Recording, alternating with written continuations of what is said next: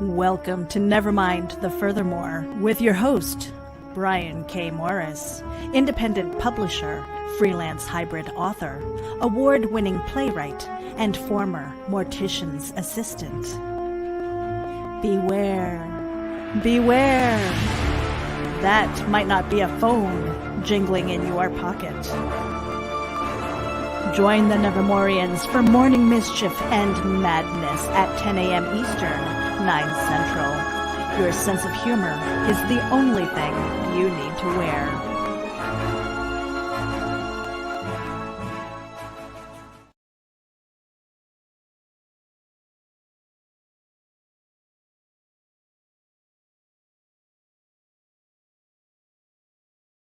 Beware, I'm jingling in your pocket. Hey, good morning, everyone. How the heck are you? Welcome to the Saturday, May 23rd, 2020 edition. Hold on a second here. What happened here? There we go. Is that better? Yeah, that's better. A little bit, at least. Of course, it's a little greasy, and I'm running it with my thumb. But anyway, hi, I'm Brian K. Morris, host of this extravaganza, Nevermind the Furthermore, and welcome to our final Saturday show. As we said yesterday, we are taking the day back because we're kind of getting out of the COVID-19 thing. At least some of us are. Now, I'd be interested to know, I know what's going on in Indiana. We have a 5-step program. Won't be the first step program I've been encountering. But anyway, we've got a 5-stage program in which we are going to return to normal. And interested to see how you guys are. We currently can have 50% capacity in restaurants. Playgrounds can open up. Stores have expanded the number of people they can have inside, but as long as social distancing can still be maintained, and our governor recommends we wear a mask. So anyway, let's talk to you, cool people, because you're a lot more fun than I am. And let's say good morning to Sarah. Mwah, as always, glad to see you. And Donna Carlene, hi, Bri, hi, everyone, hi, you. Mwah, good morning to you. Good morning to Paul Ruff. I'm glad to see you, sir. And good morning, Brian. Hello, fellow Nevermorians. Russell Allen, thank you for being here. Thank you. I believe you were with us last night on the Comics Noob on Geek Insider and all of the other relevant places, talking to Meredith Longren about her journey to create her first comic. Thank you. I loved your comments, even if some of them didn't get on the air. And Tyrone Tony Reed Jr., good morning, everyone. Have a great and productive Saturday. And there he is at TyroneTonyReedJr.com. Tyrone Tony Reed Jr., thank you for being here. And thank you, because Tyrone Tony Reed Jr. is going to be joining me for, let me look at my, he'll be with me June 16th. We're going to talk about inspirational writing. On Clever Title Pending on, like I said, Tuesday, June 16th. Thank you for agreeing, Tyrone. I look forward to our conversation. And we are also joined by the one, the only Meredith Longren, the comics noob herself. Good morning, Nevermorians. Good morning to you. Fun time on the show. Hope you got something out of it, and I hope our audience did too. And good morning, Brian Peaceman here. Peaceman, Steve Peaceman. I am so glad to see you, sir. Hope you are having a splendid Saturday morning. And Carl Witzman says, I'm here, and all I'm wearing is my sense of humor, because that's all Meredith Longren said that I needed. Hey, as long as you're wearing a smile, then you are truly dressed. Remember that, Carl. And Carl's going to be joining me soon. In fact, he's going to join me Tuesday night, if you're still willing, on Clever Title Pending. We're stocking that show. We are getting so many people that want to be on the Clever Title Pending, which makes me happy, which is also one of the reasons I need to take back some time during my broadcast day. But anyway, Carl's going to join us, or Luke Stone and I, and maybe Meredith Longren. Let's see if we can pressure her into joining us. We'll be talking about imposter syndrome. And if you don't know what that means, then join us and you'll find out, because it's very real. It is super real. And Russell Allen, anyone else worried about the hot dog eating going on during the mortician's assistant segment? You should be worried about every freaking frame of that video, actually, Russell. There's not one safe moment in that thing. And yes, you do, says Sarah. And let's see, going on, Paul Ruff, I want to thank everyone that watched my first newscast. I have 28 subscribers and I have 21 views on it. That's fantastic, Paul. Way to go. Definitely check that out. I missed it yesterday because I got wrapped up with other things, go figure. And looking forward to seeing that. And please, that's something I would like to see everyone who has a YouTube channel. Please post a link to it because we'd like to get you some more views and some subscriptions. I don't remember where I'm at. I think I'm like at 40 or something. I don't remember. But anyway, let me get this out of the way too. All right, there we go.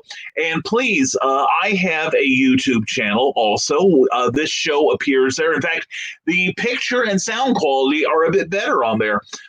So I do urge people to go there instead of Facebook because Facebook. Anyway,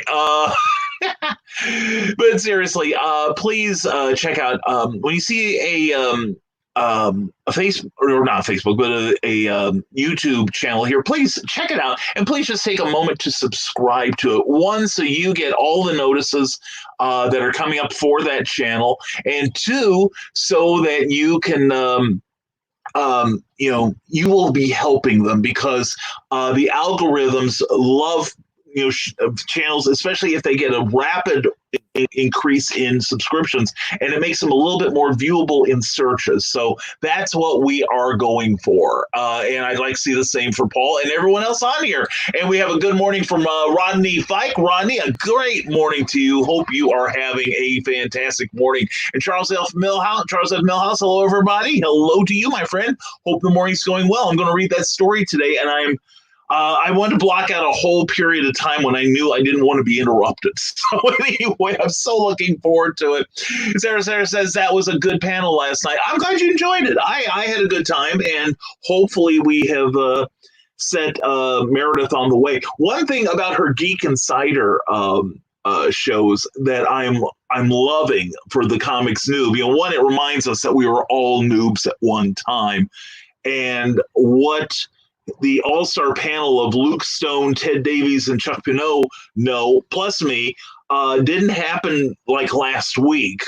It's a lot of years and a lot of trial and error.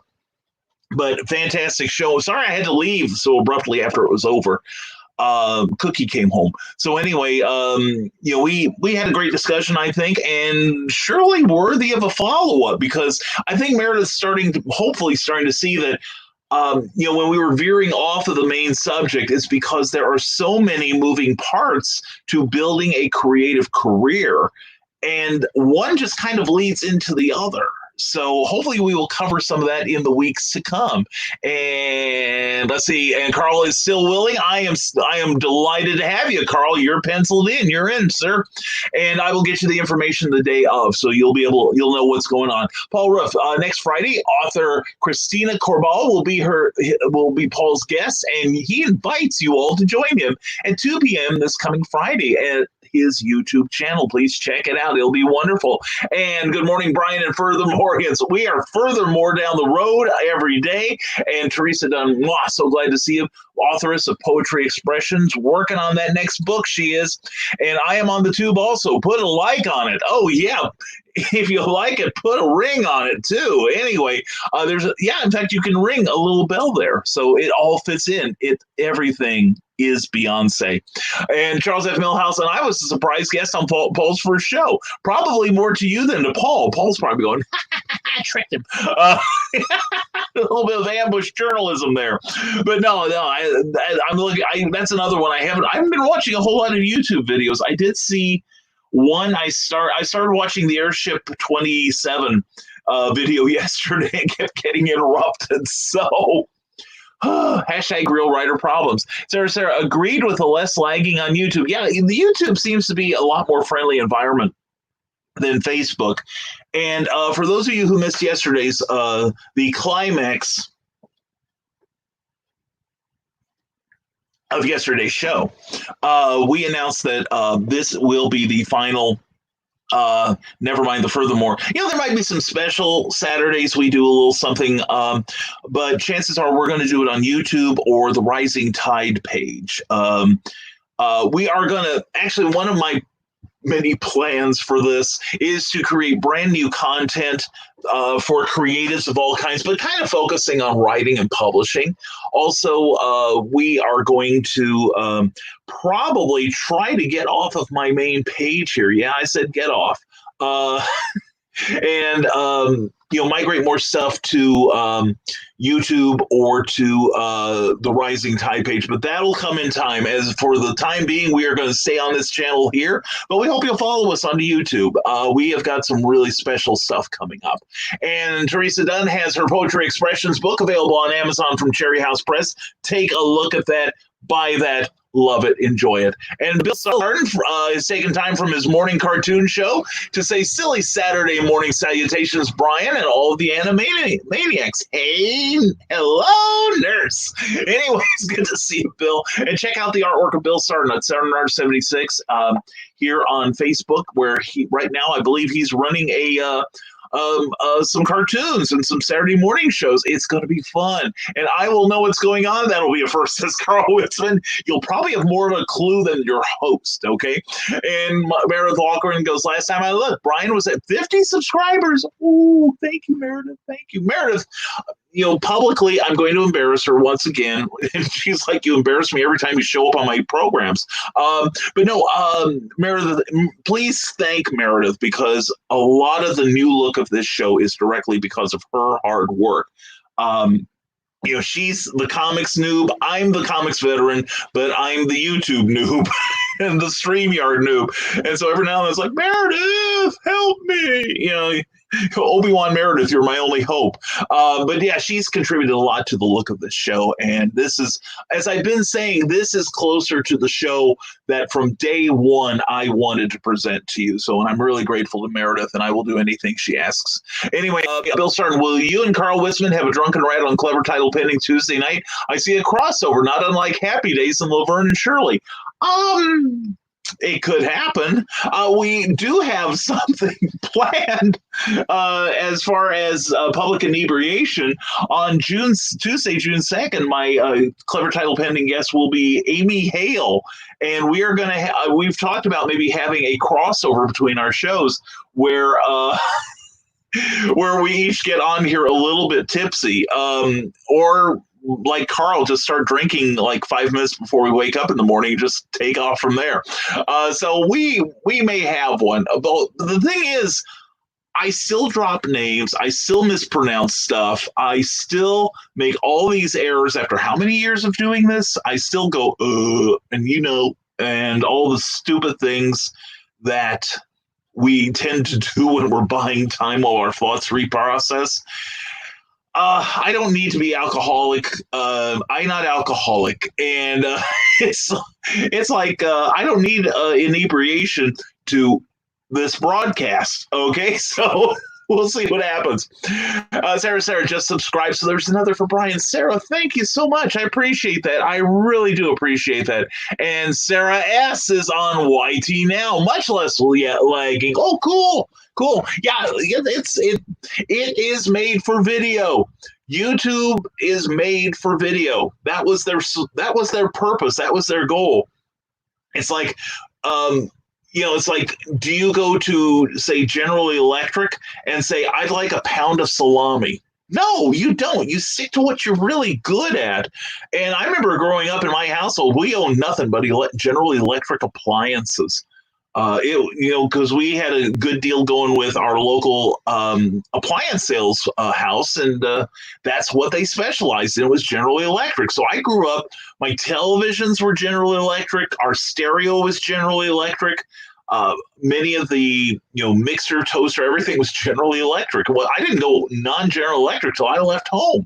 So anyway, but yeah, it's a little friendlier environment for video. So you might want to steer yourself there. And plus, we're going to be putting on some special content that will not premiere on Facebook. So definitely you want to go there. Carl Witzman, I plan to be mostly sober during Brian's show on Tuesday. Carl, you're going to need all your wits about you. I may need help. And Sarah goes, this is Sarah. It doesn't say that on my YT page, derp. But I recognized your lovely photo there, Sarah. So I know it's you. And Ted Davies says, good morning to you, good sir. And you were a joy to watch last night on Meredith Logren's Comics Noob Show. Check it out at Geek Insider. Also check out geekinsider.com because it is cool and groovy, and I am on that page. So anyway, Charles F. Millhouse has some more for us. Facebook groups, author Millhouse Presents for all things Charles F. Millhouse, and other creators. You can post there too, and don't think I don't. It's a great place. Plus, Charles and I are working on some stuff together, and I'm really excited about both of them. I really am. I can't wait to read your story, and I'm really working hard to make mine shine in your eyes, because I recognize Bobby Nash's writing Captain Auckland is like, dang, the bar went up when I wasn't looking. And Sarah says, crossover with Drunken Rant and clever title pending. Nice idea. Yeah, we could do like team-up shows like Crisis on Infinite Rants or something like that. And Bill Sargent says, thanks, Meredith Logren. We know that Brian's not capable of this kind of wizardry. No, I'm the first to admit it. I am a complete dolt when it comes to a lot of this stuff. I think the only thing that I've really contributed, I've only really offered one thing, and I'm going to kill your comment here for a moment if I can. Well, I can because I do know how, but the only thing I think I have contributed is this awesome feature. Now comes the part where we throw our heads back and laugh. Ready? Ready!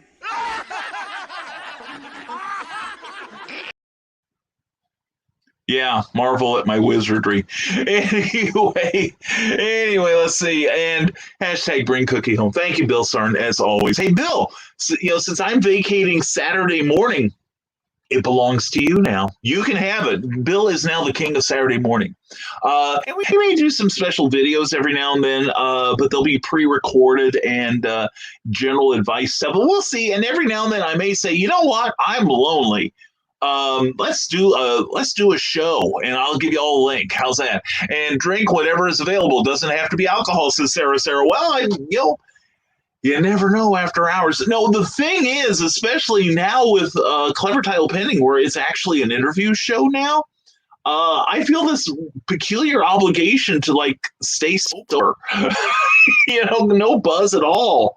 Although I don't drink for the buzz, I drink because I like the flavor. And it is kind of soothing, but no, I don't do it for the effect. I keep telling people, I got over my urges for recreational drinking about 30 years ago. So since then, I've never been drunk. I've gotten a couple times where I've gotten a massive buzz, but never really lost control. That's been a long time. So, but I feel less of the urge because I'm the host. Somebody's got to be in charge. I've got to be the Alexander Haig of the program.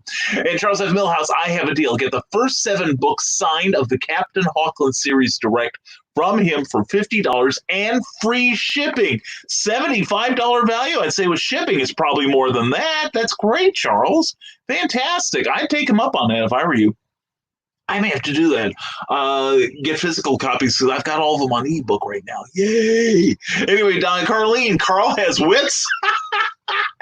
And Donna Carlene would know she's an amazing author, and she happens to show up at the Drunken Rant every dang time. Donna, I'm glad to see you, hon.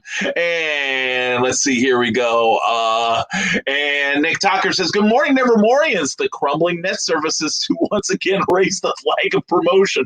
Oh, mighty manatee, do your promotional thing. Work your glorious promotional magic, if you will. Anyway, Nick, it's good to see you, buddy. And Sarah throws her throwing head back and laughing. If you've never seen the movie George of the Jungle, it's based on an old cartoon series, Saturday morning cartoon series, and this has Brendan Fraser in it and Thomas Hayden Church and a whole really fantastic cast. And it's funny, it is hilarious, and if you love the old cartoon, you will probably love the movie. And if you don't remember the cartoon, you'll love the movie anyway because it's Brendan Fraser and he's funny. All right, Carl Witzman, I always laugh when the monkey makes that sound at the end of the clip. I do too. Well, I just love that whole situation. As now comes the part where we throw our heads back and laugh. Ready? And just everybody joins in. And that and the scene with where Loki, or rather the Hulk plays with Loki like whack-a-mole are my two favorite, funniest clips in all of moviedom. And Meredith Logren says, Brian, thank you for being part of the comic noob journey. Well, thank you for including me. I really haven't had the opportunity to tell you that I'm honored that you listened to my advice. And there was so much information last night. Shout out to Chuck Pinot, Luke Stone, Ted Davies Artistry. My notebook is packed with handwritten notes that I hope I can translate. Yeah, I do the same thing. My handwriting, as I get older, deteriorates. Now it genuinely looks like chicken scratchings, whereas before when I would do kind of this combination of longhand and cursive, it looked like a seismograph chart. It looked like an EKG wave or something. But yeah, I hope there was a lot of information to unpack last night. And sometime I should shoot you a list of books that I have found very helpful as far as writing comic books, not just my book, which is I'm always telling you guys to promote, and there is one book that can teach you. Not only will it scare you with the stories within because they're based on real things, but also you may learn how to write comics too, and it goes something like this.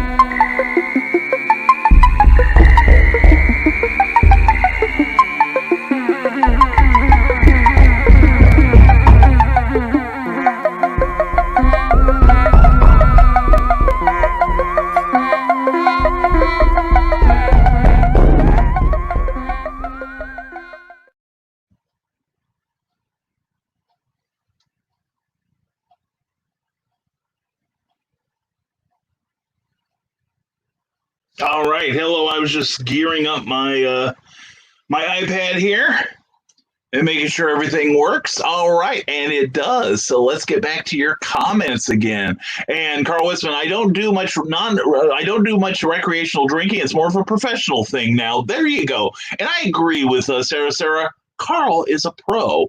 Don't try this at home. Oh, what the heck? Give it a whirl. And Carl Witzman tips hat to Sarah. There we go. Or more likely his feds. And when people laugh, says Sarah, I start laughing even when I don't know what it's about. It's infectious. Well, with the right laugh, it is. I agree with you completely. And Carl Witzman, lots of the info was good for writers of all types, not just comics. Well, it's true. And a number of things that I offered to Meredith last night, put it out pretty much in prose and article writing, because comics at the time I really wanted to break in was really not quite the closed shop it is now.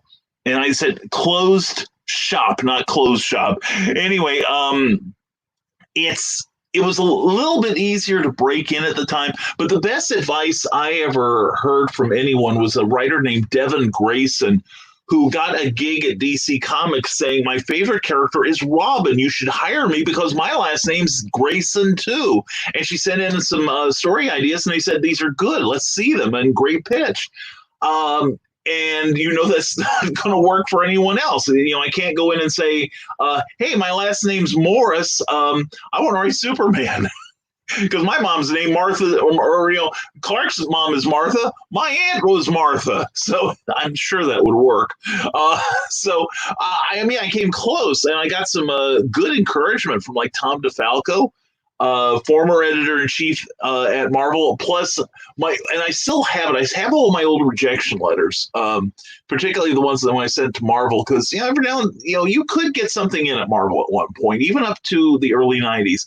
But I wrote them, and I sent in some stories, and I got this beautiful letter back signed by Jim Shooter or his auto pen or whoever, and it said something to the effect of most writer, we can't use these stories as is, and we don't have time to offer a detailed critique.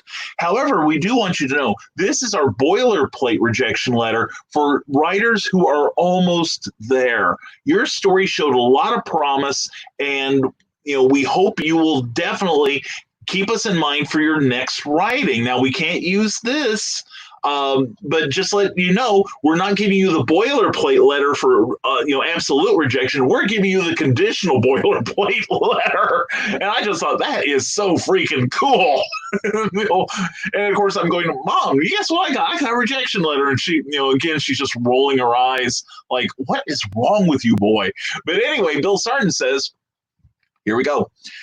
Super spectacular sketch giveaway contest alert. Go to SartinArt76, the artwork of Bill Sartin, and type the word enter along with your choice of sketch A, B, or C in the comments of the official post. He'll be haunting the drawing tonight. He'll be having the drawing tonight at 7 p.m. Central Time, 8 p.m. Eastern. And good luck to everyone who enters. And thanks for supporting the artwork of Bill Sartin, where everything old is new again. All right, definitely. Yeah, Bill just crossed the 800 subscriber line for the artwork of Bill Sartin here on Facebook. And so please, let's push him to 900 now, can we? And get this boy his artwork in your collection. He's a fantastic artist, and he's making headway. You better buy him now while you can afford him. And Sarah says, I keep wanting more books, even though I have a ton to read that I already have. I have a problem. Hi, my name is Sarah. Hi, Sarah. And I have a book addiction. Sarah, you are seeking the wrong person, possibly the wrong broadcast for any sort of aid or assistance, because we are mainlining print, if you know what I mean. I've even gone hardcore. I start, the first free comics, it started with Free Comic Book Day, and the next thing you know, you're buying comics, then you're buying real books with no pictures, because you gotta get the words in, you gotta get that ink in your eyes, and you pump it in your veins deep. And now I'm going digital. Okay, the next step is the library. All right, it's a downhill slide. My journey downward is buoyed by the presence of cool people such as Tyrone Tony Reed, as we saw you early. Yay, Tyrone Tony Reed is just now telling me you're here. Go figure. But Harley Slavic has joined us. Glad to have you. And Kara Nicole is here. Mwah. Kara, you have if you're still here, please, hon, you have a Kickstarter campaign. Please put in a link, if you would, to your Kickstarter campaign. She's got what I believe it's a 44-page lavishly photographed and illustrated volume called Confessions of a Cosplay Diva.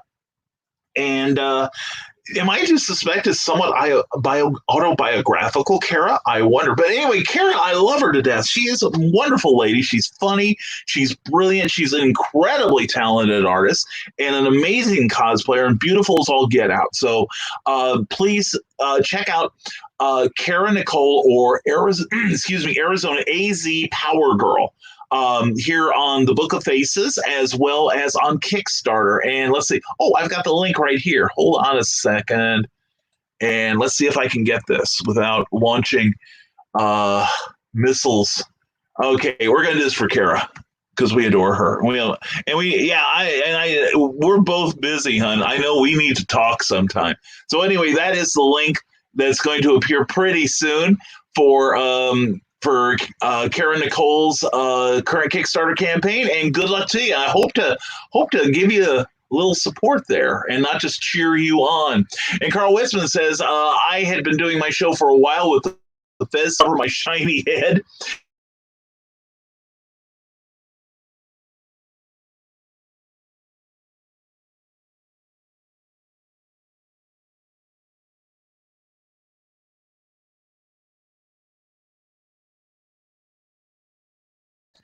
Okay, StreamYard was misbehaving again, but we caught it this time. Apparently, it doesn't like me sharing things. But anyway, Carl Westman said, I had been doing my show for a while with the fez to cover my shiny head. And we went to a library show for authors, and Donna said, there's another guy with a fez here. And I was like, someone is stealing my shtick. And then I learned the truth. Gee, I wonder who that miscreant could have been, Carl. Yeah. Yeah, it's... I don't remember why I started wearing it on the show. It was nutty. I have to go back over my stuff, over my old shows, which I really don't want to do because they're scary, and figure out why I started wearing a fez. I realize now I don't recall. Uh, Although, no, I know part of it. I know part of it because Cookie had been working on my branding. And part of it's the bow tie, part of it's the sideburns, even the glasses are part of it. And she said, you need to start wearing the fez because you keep going to shows wearing that thing to get attention. You attention whore you. And I said, yeah, that's true. I do. And so we started putting that in all the stuff. So I guess eventually it migrated to this channel here. And Robert Beatty and David Atkins and Jim Robb, gentlemen, and all, I hope you're having a great morning. Glad to have you here on the last Saturday show. Matt Shore, good and happy Saturday to you, sir. Hope you're having a great morning, sir. And Harley Slavik says, greetings, hope all is well. The Movie House Cinema now has an email address. Here you can ask questions, raise concerns, or give family-friendly movie suggestions. And that email is themoviehouse.cinema@yahoo.com. Very good, Harley. Very good. And we are all book addicts in this room. Yeah, Carl Witzman says the truth. You can't spit without hitting one in this room. We are all print addicted and happily so. So, kofefe, everyone. And Bill Sargent says, 900, Brian, you want me to give away all of my sketches? Yes, comrade. In the socialist government, you shall give away your sketches because to those who have none. So there. And there is the link to Kara Nicole's YouTube, or not YouTube, excuse me, Kickstarter. Please give it some love. All right, she is a great lady. I want to see her get some encouragement.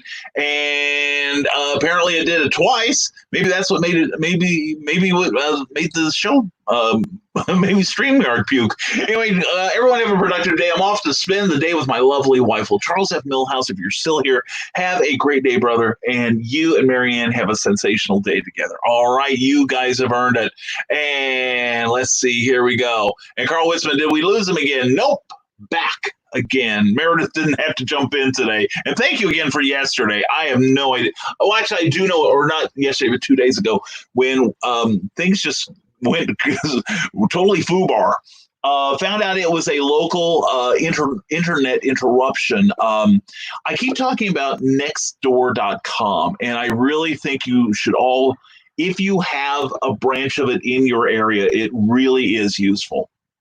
Nextdoor.com is basically a neighborhood bulletin board, and the people in your neighborhood or your community go there and they share concerns. They give each other information that's pretty useful. I mean, I moved up to the north end of Lafayette, Indiana. Cookie and I had lived on the south side for about a year and a half. And somebody sent us, as a newcomer, sent us a postcard saying, use this access code and you can join Nextdoor. And I thought, what the heck? Sounds interesting. And Cookie and I both find it very useful. And then when we moved to the north end, we switched neighborhoods, of course. And the first thing we learned was where the local crack house was. And the thing is, the police monitor the Nextdoor. Our police do, at least. And in fact, they encourage people to get onto Nextdoor. It is a great resource. So yeah, I do get it. So anyway, that's how I found out that 2 days ago there was a regional internet interruption. So that's why the show went nutty. But it only lasted like a couple of minutes, but it was enough to upset StreamYard, and so I had to fight my way back in, and we're going to hide the bodies later, I promise. Donna Carlene says, we have so many books, we changed the formal dining room into a library. Yeah, I'm thinking rather than repaint some of these walls, I may just have to simply install shelving on them. That would probably be a lot simpler than paint. Yeah, and the things I see, those photographs of those beautiful old houses where the bookcases go all the way to the ceiling, and I look at that with open lust. You know what I'm saying? Harley Slavik says, contact us for all your movie, toy, comic, and collectible needs via messenger at Harley Slavik Direct Sales and Comic Book Distribution Company, or via email at harleyslavik@gmail.com. Also, please subscribe to our YouTube channel, but only if you want to. Well, then again, if you don't want to, if you don't want to subscribe to Harley, subscribe to mine. I'll take him. I'll take any of Harley's cast-offs. I really will. So anyway, Don't subscribe to Harley's channel. It'll make him happy. He'll be a happy boy as a result. And we want to say hello to Patricia Shaw Gossage. Mwah, glad to see you here. And let's see. There we go. More comments. More comments. I knew they were there. And the Frotus is mad at you again, Brian. What?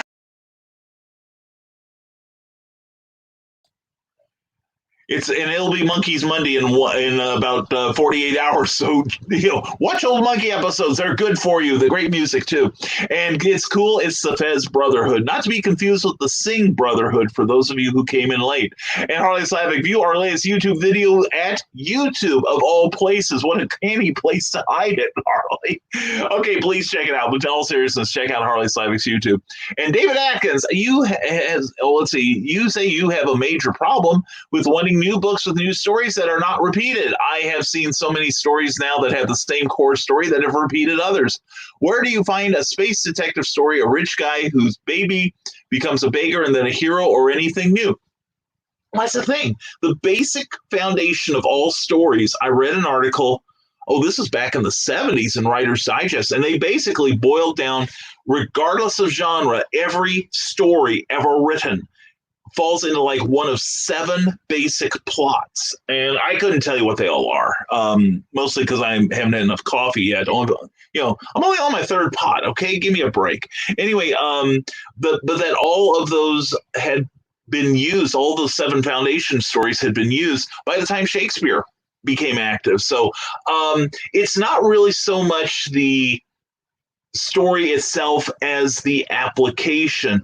As I keep telling people, Romeo and Juliet by William Shakespeare has been used so many times. And I remember going to see West Side Story when I was very young in the theater. And my mother knew I'd been starting to try to read Shakespeare at the time. Not getting it either. That took a while, mostly because of the language and the iambic pentameter construction of the wordage. But no, I tried to read Shakespeare, and Mom noticed that I was just like enraptured by the music and the story of West Side Story. And I said, that was pretty similar to Romeo and Juliet. And she's like, well, then she bought me the Classics Illustrated version of Romeo and Juliet. And I'm like, wait a minute. This one guy died and Tony died. Wait a minute. This is the same story. And that's when I realized that it is how you approach it. How many times has the story of Frankenstein been bastardized? It's an ongoing thing. It is how the author treats that basic plot and tries to gussy it up so it does not resemble the source material as much as it did before. And we are now joined by also Rick Bradley and Andy Shaggy Cordy. Gentlemen, good to have you both. Hope you're having a great morning so far. And let's see here, Rob Anderson. Glad to have you too, Rob. Hope you're having a good morning. And thank you, Rob. There is my Amazon link. I do appreciate that, my friend. And there is my Goodreads link. If you're a reader, you ought to be on Goodreads. It is a really good interactive community there. And I know I got one more. I shot past it. And there we go. There's my Smashwords page. Thank you, Rob. And don't forget, until the last day of this month on Smashwords, my short contemporary superheroic fantasy featuring the heroine. It's called Conflict, a study in heroic contrast, is available for free download. So please check out that page. We would love to have that fall into your hands. And if you like it, please don't hesitate to buy any of the other stuff you see there. It's good stuff. Anyway, David Atkins, of all the remakes, they need to remake a new Heart to Heart series, action detective story. That was great. That was a good series. That really was. The thing is, that was a good series, and I'm almost, I keep quoting the director, John Waters, who did like Shampoo and Hairspray and all. And he said something once that I just really agree with so wholeheartedly. Why are we remaking good films? I can see why he'd want to remake Hairspray, but because it went to another level with the Broadway play. But yeah, I could stand a new Heart to Heart. That would be interesting. Who to cast though? Because Robert Wagner and Stephanie Powers and Lionel Stander too had such super chemistry together. That sort of thing is hard to duplicate. And Rick Bradley, good morning, all. You're on my 55-inch TV right now. Well, who says size doesn't matter? But Rick Bradley, good to have you here. And Rick sees on his big screen TV. Come and check out my author page at rbradley42 on Facebook. He hopes to see you there. And he posts some funny things and updates to his upcoming projects. So please go there. And there's Andy Shaggy Cordy. Sup, Nevermore as well. Sup with you, man. Hope you and the fam are having a wonderful morning, sir. Hope all is well. Bill Cern says you should line your walls with books. As Paul Carrick from 10cc said, it hides a messy state that's lying there. It could be. That's why we need to take up the carpeting, too. But anyway, the blood. There's blood everywhere. So yeah. Way to reference things. Anyway, it's funny. Barbara Unleashed doesn't fit in those 7, so there are more, says Rob Anderson. Barbara Unleashed is too epic. And I don't mean in that Michael Watson sort of way. It is too epic to be contained in just those 7. You know what I'm saying? And anyway, Rick Bradley says, and don't forget to go to MrAnderson.com for all things Rob Anderson, because he's groovy and cool and does a lot of great things for this creative community. Rick Bradley, I have my website at authorrickbradley.com, and he'll be starting a newsletter this month. So sign up today. I have, and keep tabs on him, because law enforcement has only so many resources. You know what I'm saying? Harley Slavic says, want to buy video games? Contact him via messenger at Harley Slavic Direct Sales and Comic Distribution Company, or via email at harleyslavic@gmail.com, and he'll do his best to help you with your gaming needs. Very cool. Thank you so much. And Andy Shaggy Corey, EmpireComicsLab.com for all so great comics like The Manor by Andy Shaggy Cordy, Cemetery Plots featuring Andy and me, and Actionthology.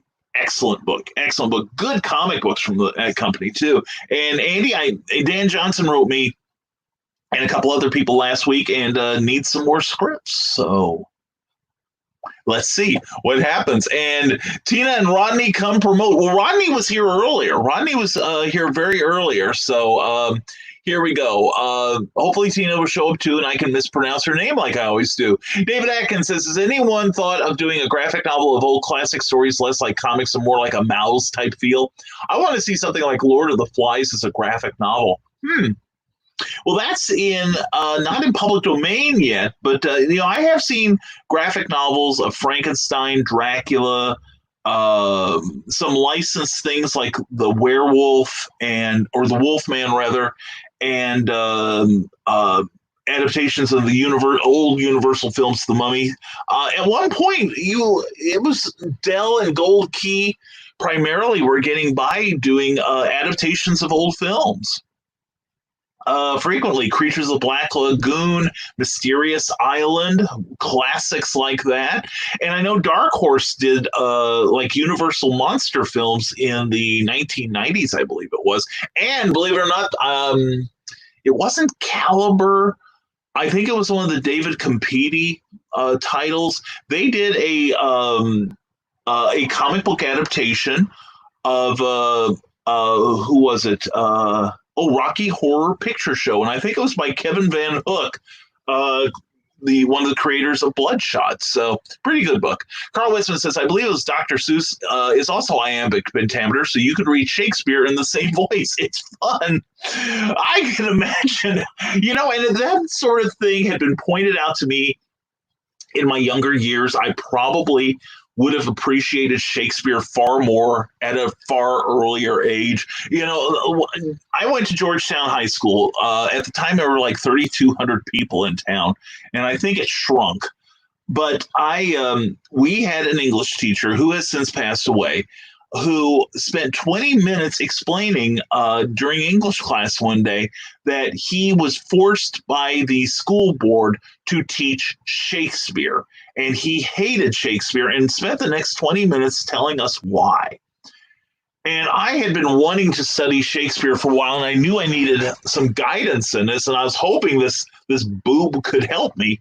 But unfortunately, he had no love for the Bard of Avon, And I knew Stan Lee, I knew Stan Lee was heavily influenced by Shakespeare, and I couldn't get into him. Although I got to see Laurence Olivier's Hamlet. That was brilliant. I got to see the Franco Zeffirelli Romeo and Juliet, and I loved that film. I love the film and TV, and I got to see one time James Earl Jones doing Othello, and oh my God, that was riveting. And I could watch Shakespeare, but reading Shakespeare kind of eluded me. It was kind of like the King James version of the Bible. The language put me off to a bit. But then I got into college, and I don't know if she was there when you were, Carl, because you were a couple years behind me, Mrs. Morrison. And it turned out my mother had her, and Mrs. Morrison recognized me through my facial features and asked me, "Are you do you know Beverly Barnett?" And I'm like, "I'm her son," and we got to be decent friends. But she taught a Shakespeare class for a semester, and it just fired me up. I wanted to read as much Shakespeare as I could, and I bought the complete Shakespeare, and I think I've read most of it, if not all of it. But I do love Shakespeare now, and it just takes one good teacher to get you down that path. And Phil Mackey, come and tell about your comics and shows, says Andy Shaggy Corey. Thank you, Andy. Yeah, I've been busy broadcasting. I've been keep meaning to get onto Phil's show and cause some trouble. Please, I'm going to have to get back on there and let him know that I'm still alive. Anyway, he's a fantastic artist and illustrator, Phil Mackey, and check out his stuff. Carl Witzman, Romeo, wherefore art thou? Hanging off my balcony or sitting on a bow? Yeah, it depends on the budget, I guess, for the movie. And Harley Slavic says, if you work with us, promote your products or store on Harley Slavic Store Group. Beautiful. And Andy Shaggy Cordy says, Charles F. Millhouse. Charles was here earlier, but he's taking his wife Marianne out and about, celebrating, no doubt, a lightening of these COVID-19 things, or the Myshorona Miley Cyrus, as we like to call it, that is plaguing the world right now. And here in Indiana, Andy and I are luxuriating in the fact that we now have 50% capacity in restaurants, and it's been eased, I think, quite a bit. And from what I can tell, Illinois is lagging behind us. They're kind of like in our phase 1. We're in phase 3 of 5. Missouri, I was trying to find some information last night on Missouri. I couldn't find any concrete information that I could bank on, that I would count on, because I've got some shows in Missouri coming up, and Iowa, I think, is a bit behind us, mostly because of Des Moines, I believe. I think it's like they're Chicago or New York City or half the cities in Florida. Because my next show is possibly in West Des Moines, but we're going to see where the COVID stands there. Otherwise, it's going to be July 18th at Heroes for Kids Con in Perryville, Missouri. That's going to be a fun show. I'm looking forward to that. Hopefully it comes off, but if it doesn't, I will understand. I was checking last night. I've only got like 5 or 6 shows left, and I am confident of about 3 of them possibly not getting to go off. So, because the closest one is obviously less than 2 months away, so once a month and a half. So we'll see what happens. Anyway, Meredith Logren says, I think Brian keeps removing himself from the stream. I was doing that to my guests last night. That's true. Yeah, I meant to ask you, what happened there? What was the kerfuffle? Yeah, because we'd be talking, and all of a sudden Meredith would just vanish on us, or sometimes she would accidentally kick somebody off. So I thought that was fun, and it warms my heart to see Meredith, who is so experienced in StreamYard, making the same bars I do. Anyway, Rick Bradley says, are you tired of these so-called horror movies? Have they become too formulaic? Then you need to check out his very first published work, The Marble, in the horror anthology, The Nightmare Collective. You can pick that up on Amazon in digital and paperback form, along with 7 other amazing authors. We will take your mind off this crazy real-world stuff and make you fear again. Writing exercise, Rick. I want you to change up all your promo stuff. I really do. I want you to change it up. That's my homework for the weekend. Robert Beatty, glad to have you here. I can't remember if I said hello to you or not. But anyway, great news for fans of the original 1990 Teenage Mutant Ninja Turtle movie. Today is World Turtle Day. Cowabunga! And the original cast is getting together tonight on YouTube to celebrate the 30th anniversary of the film with a virtual pizza party. That's beautiful. Hosted by Judith Hogue, April O'Neil herself. At 7 p.m. Central and 8 p.m. Eastern Time, the guests include the original four-suit actors, the director, and Brian Henson of Muppet fame, son of Jim, voice of Kermit. That is too darn cool. Robert, I may have to check that out tonight. That is cool. Thank you, Robert, for sharing that.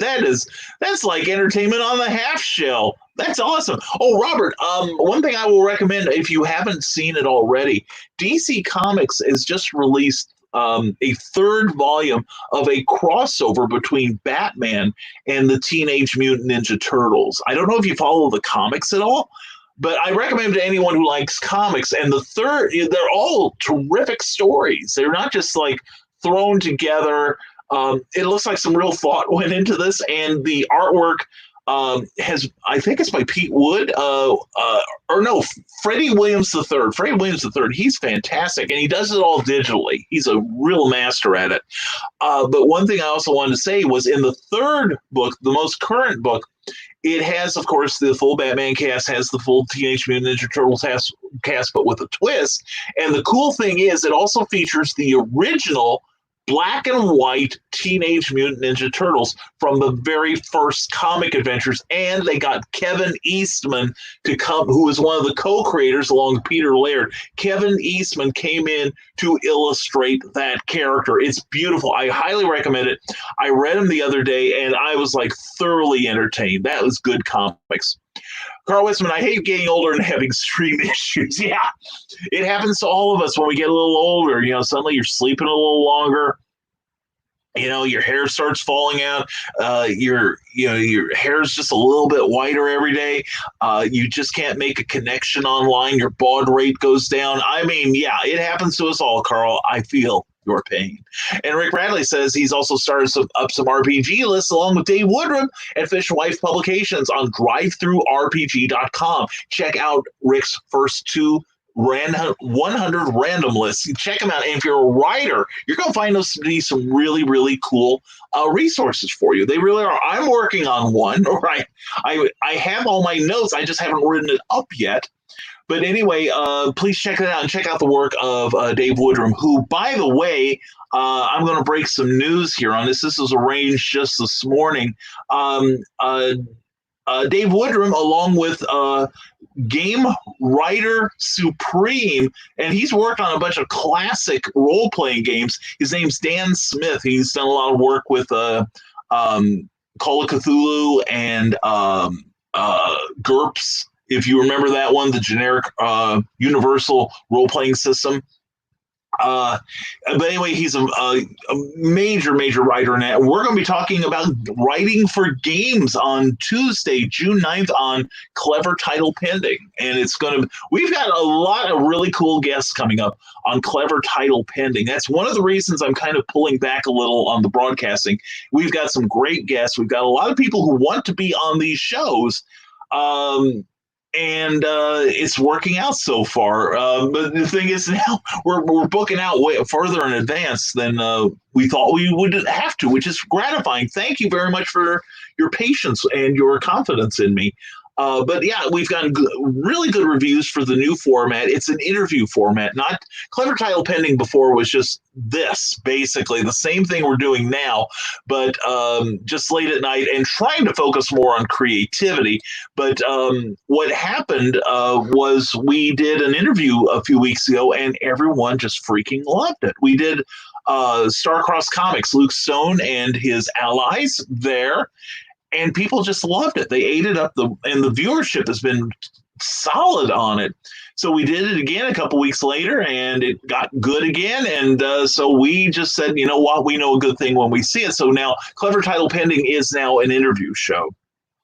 And we do cherry pick who gets on it, and it's one of those things where we're happier calling you than you calling us, because we've had some people who have you can interview me on your show now, but we're booked so far in advance now that it's not going to be right away, which is why if you're promoting your stuff, plan your promotion. I have been getting a number of people lately, and some of whom I like, and I continue to talk to them. But I've had some people who never interact with me. I don't know how we wound up. I think we probably wound up on my friends list because these people wound up on my friend list because they did it long ago, and we had friends in common. And they never interacted with me at all or this show. And then all of a sudden they're saying, "Oh, I've got this book coming out tomorrow, so I'll be on your show tomorrow and you can interview me." One, that's rude as hell. Two, this show now has a format, and it will stay this format. If you want to come on and talk about your stuff, have at it. I welcome that. I'd love to see that because I love seeing that happen. But as far as bringing someone in to be interviewed, chances are it's going to be someone that interacts frequently with me and with every one of you. All right. It's not just them talking to me, but talking, having a conversation with all y'all. All right. So there are some people I might do that for, but otherwise it's going to stay in this format, which is you looking at my mug and listening to me read your comments. So, that's the way it's going to be for quite some time. But if you want to get on the Tuesday show or possibly the Thursday show that we're now doing for the OnCon Network on Facebook and the Comics Advocate channel on YouTube, I got to get my affiliations written down sometime and make a video for that, Meredith. And Rising Tide. So anyway, so we've got a lot going on, and to do more of it and do it better, we are pulling the plug on the Saturday show for the time being. And it could come back one day, but chances are it may just be specials every now and then. And Douglas Deck has joined us. Douglas, glad to have you here. Douglas is part of the horror collective, the Nightmare Collective, rather, and I've buried the book. Otherwise, I'd show it. So please look up Rick Bradley or Douglas Deck or myself, and you'll find the Nightmare Collective on Amazon. All right. And Cindy Kemp is watching us. Happy Saturday for Cindy Kemp. Mwah, glad to see you, Cindy. Hope your morning's going well. I got to catch up with your comments because I'm falling behind again. Here we go. Bill Sargent, they never did do the heart-to-heart episode where they solved the death of Natalie Wood. Too soon? No. There's no the case does not expire. So it's like there's no statute of limitations. So the Hearts can solve this. Although I understand he's not so motivated. Anyway, David Atkins, for a cast, Kate Winslet and Simon Baker would be a great mix. I would love to see it with them and an action set for them. That would be fun. That sounds cool. Harley Slavic says Star Wars and Godzilla items still get free shipping this month, and so contact Harley Slavic with any Star Wars or Godzilla items you want, and he'll do his best to get them for you. And Rick Bradley, Mouse was an amazing graphic novel. I remember reading that in high school, and I loved it. Yeah, that was powerful. Mouse really unlocked what comics could do and do so well, deliver basically a pretty ugly message while still making it palatable. It was really sweetly done. Art Spiegelman is a genius. Harley Slavic, the novel Bambi is in public domain, so if you want to do comics based on that, you can. That's true. Anything before, just about everything before 1924 now, and in America can be in Great Britain and other territories. It depends on the Berne Convention. Which I think current copyright law is more in line with that, but we are still pulling up the copyright date. And I think 1924 is now the date that everything before that, whether it's music, film, or literature, or newspaper strips, or whatever, is now in the public domain. Now, that doesn't mean you can always use it because of trademarks. So Bambi you could use as long as your trademark doesn't resemble the Bambi. Of course, Bambi is kind of a generic name. There's, I've seen some books with the name Bambi in the title. That's kind of a slippery slope on that regard, mostly because of Walt Disney, or the frozen head of Walt Disney. And If you want to mess with the mouse, that's fine. I don't. Meredith Lawgren goes, did you know that Brian's show, Clever Title Pending, is available on iHeartRadio? Have I moved up in the world or what? Thank you, Meredith. And go to iHeart.com/podcast/269 Geek Insider and a whole bunch of numbers. Anyway, you can also listen directly on the Geek Insider website. Check out geekinsider.com/podcast. And I'm part of a fantastic family of great broadcasts there, like the On-Con shows and the Comics Noob. And Luke Stone is starting a show on Mondays, I think, starting this week. And plus, I will have my show. I was going to make it a Clever Title Pending, but I think it deserves its own title. I'm open to suggestions. Anyway, thank you, Meredith. Thank you, and thank you for making me a star. Andy Shaggy Corey says, speaking of ripping stories off, love Bram Stoker. It's my Irish blood. It's funny he said blood, but he straight up stole the story Vampire, a French novel. Yeah, that's true. That's true. And he stole just enough of Vlad Tepes to give it a little base, although it took another 70 years or so for anyone to get the joke. So, David Atkins, this is a movie that could be used from 1920 in doing a graphic novel or a remake. The Cabinet of Dr. Caligari. Yes, that is a scary-ass film. That is a great film. And in fact, what was it years ago? Roy Thomas... and I think it was Ted Kiever was the artist, did an Elseworlds book where Dr. Frankenstein put together a monster, but it was actually from parts that he found in a rocket ship.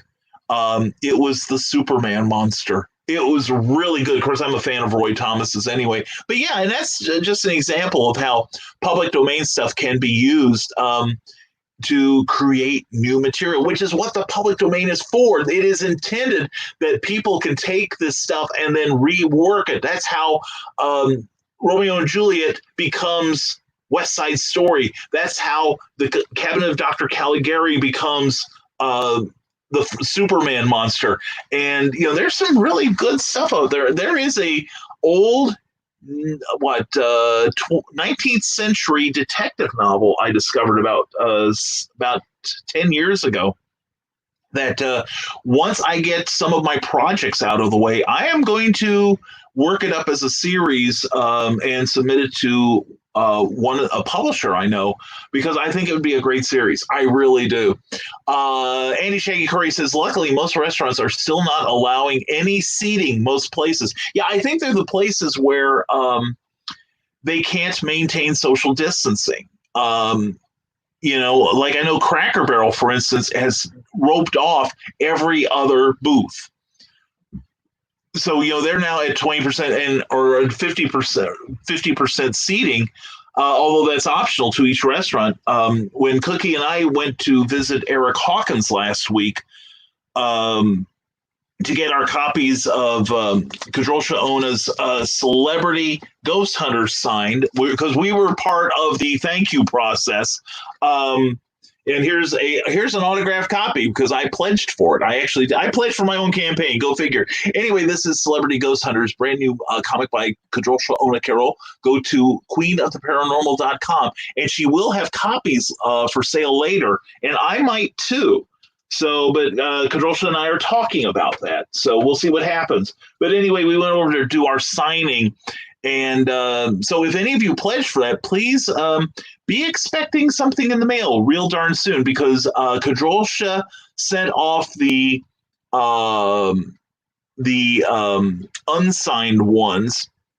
And after Eric and I signed them, I mailed off the signed versions, so you all should be seeing that this week if you pledge for that campaign. Otherwise, you might be able to get it later, all right, from either Kadrolsha or Eric or myself. And hopefully, SilCon stays going this year, says Sarah. Yes, SilCon, September 11th and 12th at the Cross County Mall in Mattoon, Illinois. I am really looking forward to that, too. I really feel I need it. I'm sure we all do. Yeah, I have one, because I haven't committed to it yet. 1, 2, 3, 4,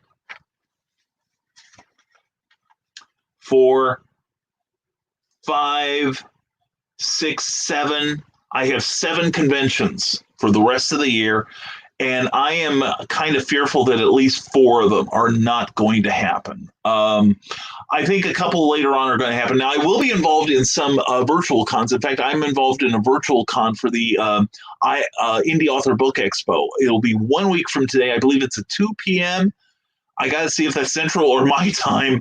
I will be involved in a talk, and I will be inviting all of you to come join me and help make it a wonderful event. So anyway, that's what we've got going. I've got about 4 or 5 virtual conventions that I'm doing. A couple of them are in league with some conventions that have canceled, such as the Imaginarium. Really disappointed about that one. And also there's a couple of libraries that are putting on virtual cons. But anyway, I hope things clear up rapidly so we can have FezCon. Is that not right, Nick Talker? We got to have FezCon. And Harley Slavic, if you want to become a UCS comic distributor vendor, let them know at info@usccomicdistributors.com, and hopefully you will get your comics distributed by them. Very good. Thank you. And Silcon, says Carl Witzman. Yes, we fully agree. Silcon is a lot of fun. If you're into the paranormal or you're into people being really darn creative, that's a good show, and we have fun. We really do. There's a lot of it is really like a family environment, and it is in a mall where you can bring your family. And I've not seen anything that I would call safe there. Something that you probably would not want your children to see. Occasionally there's a little bit of adult stuff, but it is well concealed, and you almost have to know it's there to ask for it. So anyway, Robert Beatty says, well, we're not allowed to call J.B. Pritzker a prick. I don't want anyone calling him a prick. The governor of Illinois has enough problems right now trying to rake in the money and get his hair cut while he's telling everyone else to stay at home and cart him and his wife to their multiple mansions. So I don't want anyone feeling like they should call this entitled piece of crap a prick, okay? Because that's just rude. Anyway, but things are looking good. Attorney General Barr just stepped in on a lawsuit against the governor. I do respect your Attorney General. He's been there quite some time, if I recall. Illinois is in its usual fight, and it's kind of funny. I was discussing the absence of progress, shall we say, in Illinois towards opening it up. And what happened this week is the governor of Illinois tried to get basically an executive order passed where he not only could jail and or fine anyone who disagreed with him and refused to follow his directives, because there were some people in the southern part of the state, and yes, someone's trying to mow their lawn outside, sorry. But he basically said, I will jail anyone who refuses to adhere to social distancing, and if you open your business, I will fine you and send you to jail. And anyone who refuses to obey my proclamations or criticizes them, I think was part of it too, will risk jail and a fine. And also he wanted that power for 150 days. He basically had God powers, and even his own party said no. That's kind of amazing. The Chicago Democratic machine would not, allow one of their own to have this, this extended reach. David Atkins, a disturbing graphic novel would be The Man Who Laughs. Who remembers Victor Hugo in that one? Who else here is old? Oh, not me. I mean, I wasn't around when the book came out. I know that. The movie is good with Conrad Veidt. That was great. Carl Witzman said, I just realized that my first show might be selling the Mad Gasser cheerleader in the actual town where the real Mad Gasser struck. Dude, if Silcon happens, and I'm telling you this, you have got to work up a press release and send it to the local media. They've got lots of radio stations. EIU, Eastern Illinois University, has probably got like news programs, and I know they've got a newspaper still in town, although it's kind of a shambles from what I hear from some ex-employees. But send out your info also to any place within 50 miles of there, like including Champaign. and tell people, I've based this book on actual legend from Matt Toon. Seriously, you might get some interviews, might get some extra sales. And Sarah, yes, Carl, it better stay on the books. Oh, yeah, I hear you. Seriously, although Sarah and I may have a convention of our own if that doesn't come about. We'll pick up some carry-on, sit on the curb. Anyway, Harley Slavic, is there going to be marshmallow and anchovy pizzas there? Teenage Mutant Ninja Turtle reference. Of course, there better be. And my new website, says Meredith Lawgren, is, of course, meredithlawgren.com. I hope you all subscribe to the newsletter. I did. There's also a friends page. I'd love to feature the Nevermorian, so send her a logo or profile pic and one URL. Not my URL, but URL. We're all RL, real life. Anyway, thank you, Meredith, for including me in your pals there. And thank you for all you do for all of us, seriously. And let's backtrack. How far behind am I? Good Lord. All right, going to try to catch up now. We are way behind.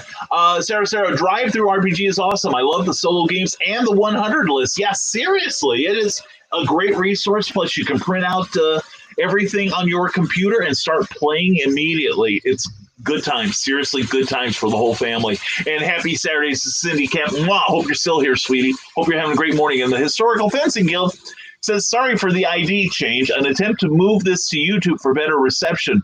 The marvelous Mantidine Man was in another live video last night on the Historical Fencing Guild, which means we all must drop what we're doing and go there right now. I will understand. Robert Beatty, Harley is, it's BIOP, bring your own pizza. So if you want FYIs and stink bugs, feel free, dude. Well, cowabunga, I am so there. Putting on my hockey mask, getting the stick out, and we're going to go all Casey Jones on you. Rick Bradley, I think we're all happy where Clever Title Pending is going. I am. I like the show. It is a little more stressful to do, but it's also paying off. It's a lot more fun. Bill Sarton says, and I'm not going to be able to read all of it because it cut off. WCIA reported last night of people from Illinois flooding into Indiana, going to restaurants. No surprise. Plus, the Covington, Indiana mayor said that they would definitely be having their Independence Day fair and fireworks. That place will be packed, and we'll definitely find out if Indiana has COVID virus spike afterwards. Listening to the Covington mayor's welcome everyone was reminiscent of Jack Nicholson's Joker riding on the float through Gotham, throwing money to everyone while the Joker gas is killing people. Yeah, I can just imagine. Well, you see, the thing is, I've been seeing some articles about how some smaller communities have a better handle on their infection rate. And Tina McElhinney is here. Tina, mwah, glad you're here. Hope you're having a great morning. But yeah, we'll see what happens. We are expecting that second wave. And remember, folks, if you don't flatten the curve, the second wave is said to be worse than what we're going through right now. Enjoy your freedom while you can. And David Atkins says, there are some stories you could easily make that are new. The clue to that comes with coming up with ideas that have no connection to the mainstreams. Baron is thrown out by the king, and he uses those who owe him to try to get back, but helps his past citizens so much that he is welcomed back, but refuses and becomes a watchdog for current lords. Robin Hood goes boss. Now, there you go. Twist the old tales on their ear. That's how you do it. That is great. Good idea, David. Get writing. And Robert Beatty, no stink bugs. They give me heartburns. It's Harley Slavic. That's right. So, and also, I don't need the calories. I use diet stink bugs. David Atkins, why isn't there a continued story to Robin Hood already? What would his children be like? Another one is Ben-Hur, and what his children would be like. That both solid ideas. Although, Robin Hood has been used in like how many films and how many TV series. He's been pretty well minded. And the funny thing is, I live 30 miles from the home of Lew Wallace, who wrote Ben-Hur and also The Robe and many other great stories. His house is beautiful. They've refurbished it, and I haven't been there in about 6 years. I need to go back. It was a lot of fun. Robert Beatty, I'm going to have to buy that comic set. I have the first two, volume 2, the Batman Teenage Mutant Ninja Turtles animated movie was good, but the turtles were just weird looking. Well, the art takes a little getting used to, but yeah, the comic collections are. I thought the stories were really good. And good morning, I'm awake. Douglas Deck, you're ahead of me. I'm not awake yet, but I'm still going on autopilot here. I make it work. Glad to have you here, Douglas. Hope your morning is going well. David says, Rick Bradley, I have a few plans for some public domain characters. Once I get done with my horror, sci-fi, superhero, young adult, and anthologies. That's right. Get that stuff done. Clean up your plate before you get dessert. And you can't have any dessert. How can you get dessert if you don't have any meat? Harley Slavic, here's our theater link page. There is the Movie House Cinema. Check it out, what Harley plans to do. And I ran over to Indiana to get a haircut the other day, Robert. I know. I think that's funny. Of course, Cookie and I cut each other's hair, so we're like, fine. Do what you want, people. Rob Anderson says Tampa Bay Comics is slated to be the first con after the pause outside of a possible small pop-up. So today we debate, is it too soon? Give me some times and a location for that, Rob. I think my people, the Nevermorians, would love to see that. I know I'd be interested. In 1924 and older is public domain. Yes, it is. And starting January 1st of 2021, then you will have 1925 and earlier. And it's kind of fun to see what got put into the public domain, such as the Charleston. I didn't realize that wasn't public domain. You just hear it so often. And I think Happy Birthday to You is still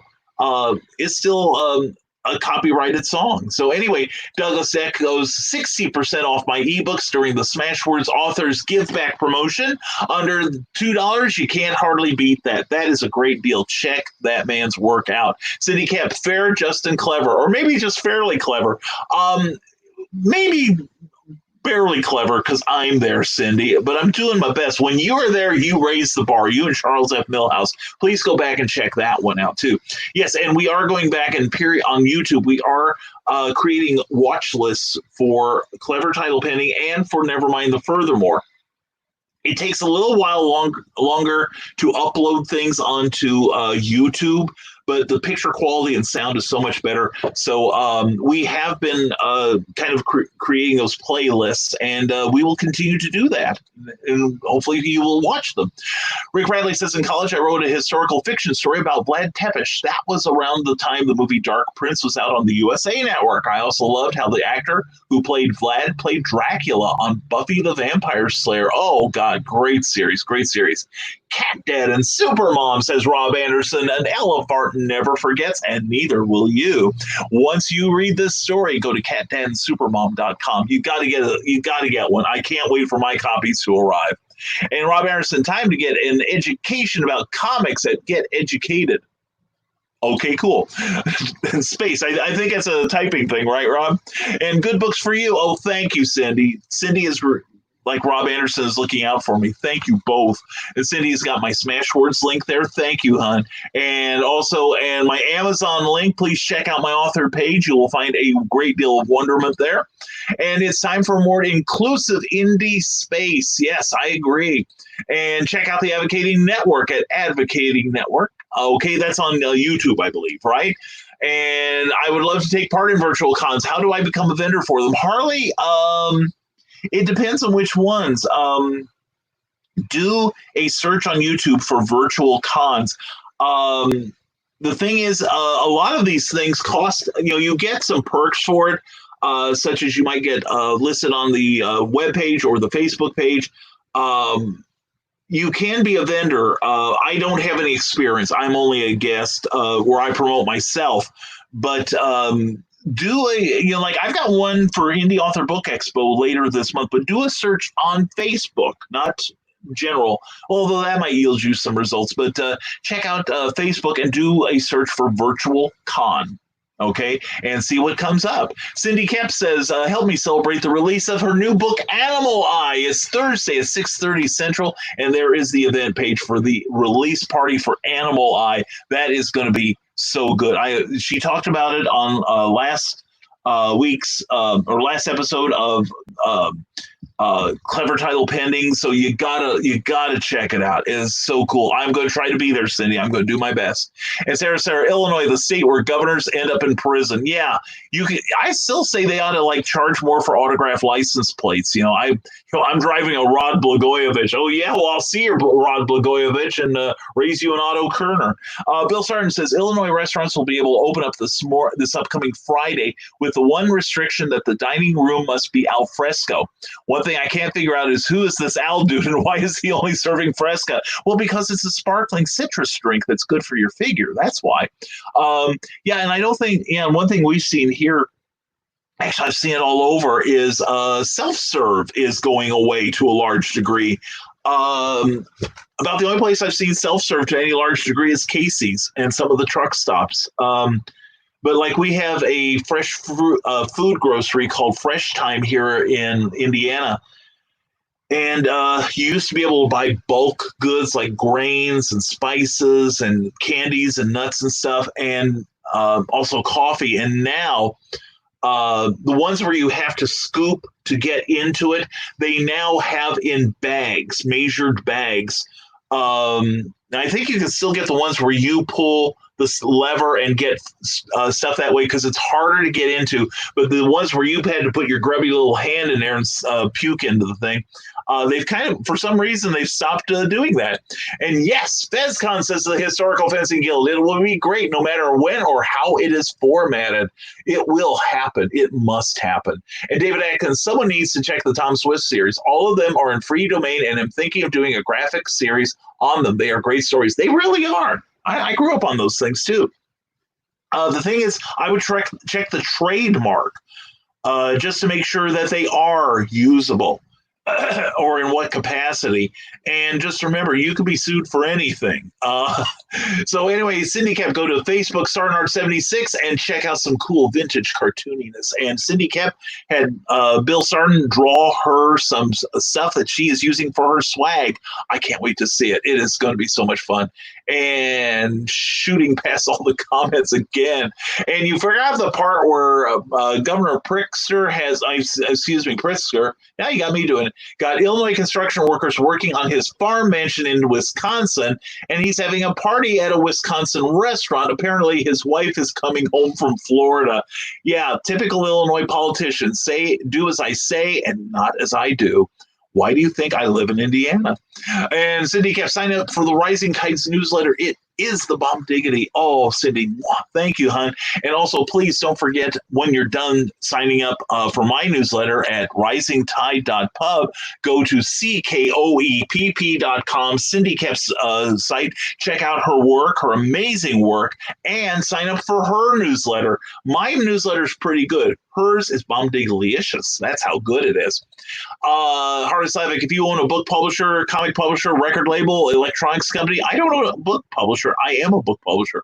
Novelties company, toy company, video game publisher, card game or word game company, or movie studio, then go to allianceentertainment.com. Click to become a vendor and register your company to be distributed by Alliance Entertainment. And good luck to you. Well, thank you, Harley. I hope you get something for that from us doing that. Cindy Cap goes, check out Adam Collins' YouTube update of new books, including a couple very familiar to this young lady here. You have to go to YouTube to get the link to work. It doesn't fly within Facebook. Yeah, Facebook doesn't like you leaving. Cindy Cap says that she prepares for the Animal Eye release party. She found she's getting error messages if my posts have links in them. I'm not surprised, Cindy. What is it? You were telling me also that wasn't it you that here's the thing. We're going to take a pause here, and we are a few minutes behind, but this is important. If you're trying to promote through Facebook and you put in a link that goes to another page outside of Facebook, your message will be suppressed. And I'd love to know a way around it. I mean, when I first got on Facebook, there were people who were making putting their URLs in as the name of the graphic to their website. So whereas Facebook, if you ever download any, right-click save with those guys, you'll see that the photograph, has this long string of numbers and letters and such.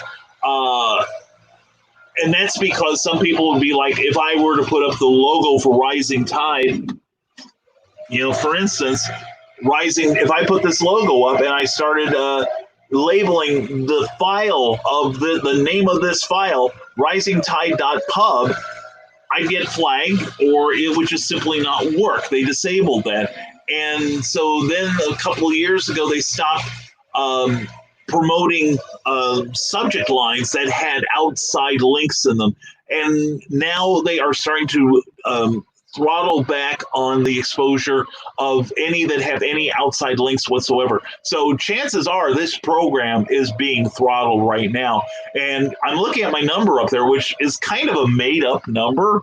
I think it's only relative because I know I don't have merely 19 people. Well, actually, through StreamYard, it says 19. It says 13 on, or 20 now. It says 13 on the feed I'm watching directly from Facebook. But this, I think, takes in also my YouTube viewing, which you ought to be on there anyway. And Luke Stone has joined us. Luke, a pleasure to have you here as always. It was fun listening to you last night on the Comics Noob. Looking forward to having you on the show Tuesday night on Clever Title Pending, where Luke Stone and Carl Witzman and maybe Meredith Longren, I'm trying to pressure her into appearing. She's got this real life thing going. I don't acknowledge it. Anyway, we're going to talk about imposter syndrome, and that is where you kind of feel unworthy. Kind of, it's like, why are these people being nice to me? We're going to discuss that. We're going to have a very informal conversation, and you are invited to come in and pester us with questions. We look forward to it. And there is a book, says Andy Shaggy Corey, called Rowan Hood, and it's the daughter of Robin Hood. Yeah, I've seen a couple of actually several. I know Arrow Comics had some good Robin Hood comics years ago. And Teresa Dunn, not feeling the greatest this morning. Oh, honey, I'm sorry. Teresa's been having some poor feelings recently. I hope you get feeling better fast, honey. I really do. Animalize, says Cindy Kemp. Start in a blog and go to speculativefaith.lorehaven.com. Free original story worlds ideas part 5 and Game Lit and Animal That's worth checking out. Check out the origins of Cindy Kemp's brand new book. That is so cool, Cindy. And Cindy, I get my hair trimmed once a year, whether it needs it or not. Shrug. Yes. You don't have the same haircut I do, Cindy, but I understand. My hair grows out. It doesn't grow up. Just not unlike me. Ted Davies, do you believe in reincarnation? Are you ready to be held accountable for your past life's crimes? Then welcome to Ted Davies' introduction to his new book, Retrieve. Check it out on YouTube. There's the introduction to it. A great video, great promotional video. And he's also, you can find more at TedDaviesArtistry.com. All right, and Teresa Dunn, still not feeling the greatest. Well, you've had a minute. Get better. And TBBC is July 10th through 12th in Tampa Bay, and the Comics Devil will be there. Good. And no space, it is an alt con. Okay, all right. So just do a search and you'll find it, people. That's what Google is for. And I want to remake some lesser-known public domain movies. Harley Slavic, I say go for it, buddy. Go for it. And thanks, Brian. Oh, thank you, Harley. Appreciate it, man. Appreciate you.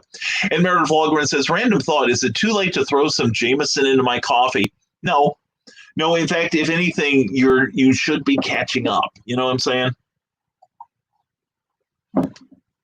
And if I were going to put something in my coffee, Jameson would be good.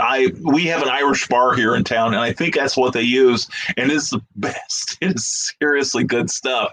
And sometimes it's good without the coffee in copious amounts. Rick Bradley, if you want to know where to watch this Fez guy on YouTube, that's the link. Check it out. Please subscribe to my page. I think I'm over 50 subscribers now, Meredith, you say? I hope. Or rather, too early. Never too early, Meredith. The minute you swing out of bed and your feet touch the floor, you should be uncorking, if you know what I mean. Rob Anderson said the CDC said to kill self-server items. Okay. Self-server items? I'm not sure what you're talking about there, Rob. Do you dislike speech to text as much as I do? Self-server items. I'm very self-serving on this page. Hasn't anyone noticed? And I don't trust Fresh Time. I'm interested in why, Andy. I've been shopping there. The prices are comparable, not usually better than Payless, but pretty good. And the thing is, though, I have heard about the working conditions there.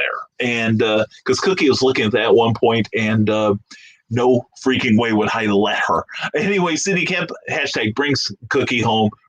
bring cookie home, bring cookies home, and bring cookies home for Cookie. There we go. You've got the right progression there, Cindy. Or preferably, Cookie, bring Cookie home, and on the way to home, Cookie, bring some cookies home with you so Brian can have some dessert. Anyway, and yes, and speaking of dessert, I want to put in a promotion for Mama Inez.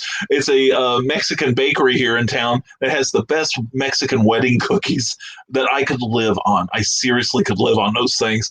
And morning, Philip Thompson, glad to have you here. Hope your morning's going well. Why would the Illinois governor's wife come back to Illinois from Florida? I would have stayed. Yeah, no kidding.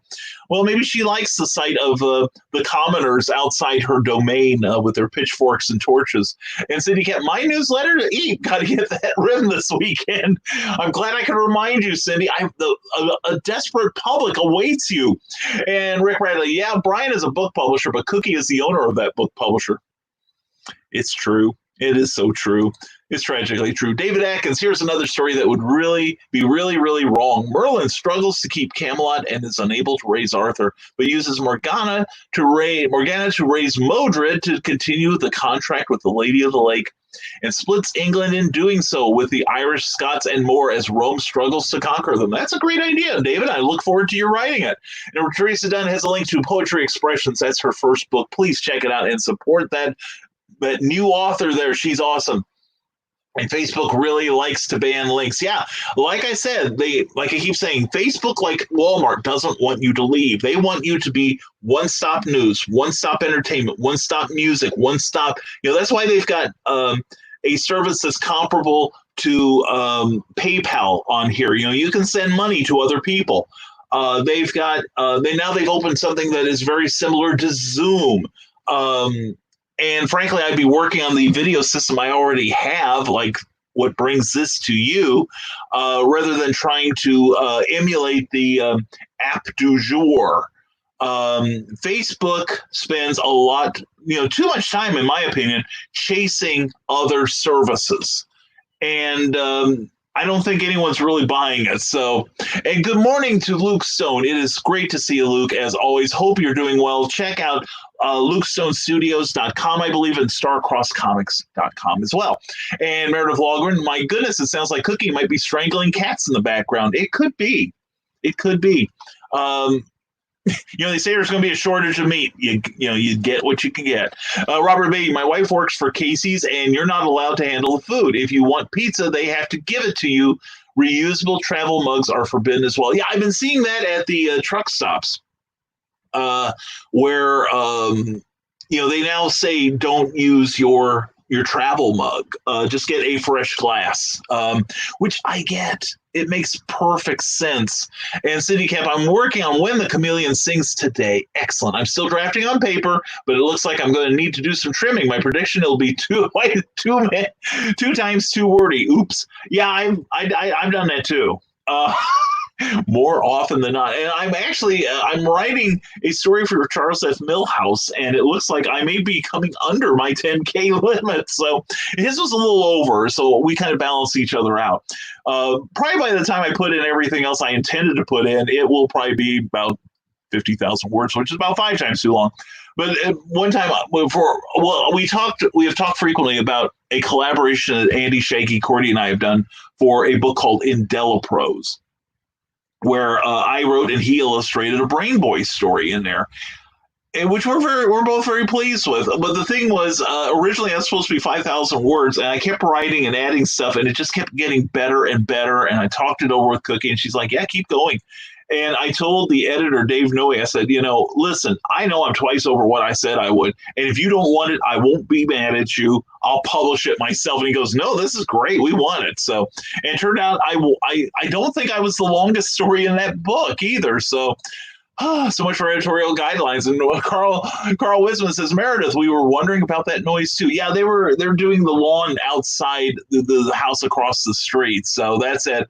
And howdy, Luke, says Cindy Cap. And Carl Wisman, that is the sound of a demon, I think. Cookies home early? I couldn't resist. Robert Beatty says, as soon as I get back to it, Robert Beatty says, come on. Robert Beatty said something. There we go. Strangling something, don't think it's cats, though. Notice we only see the top half of Brian.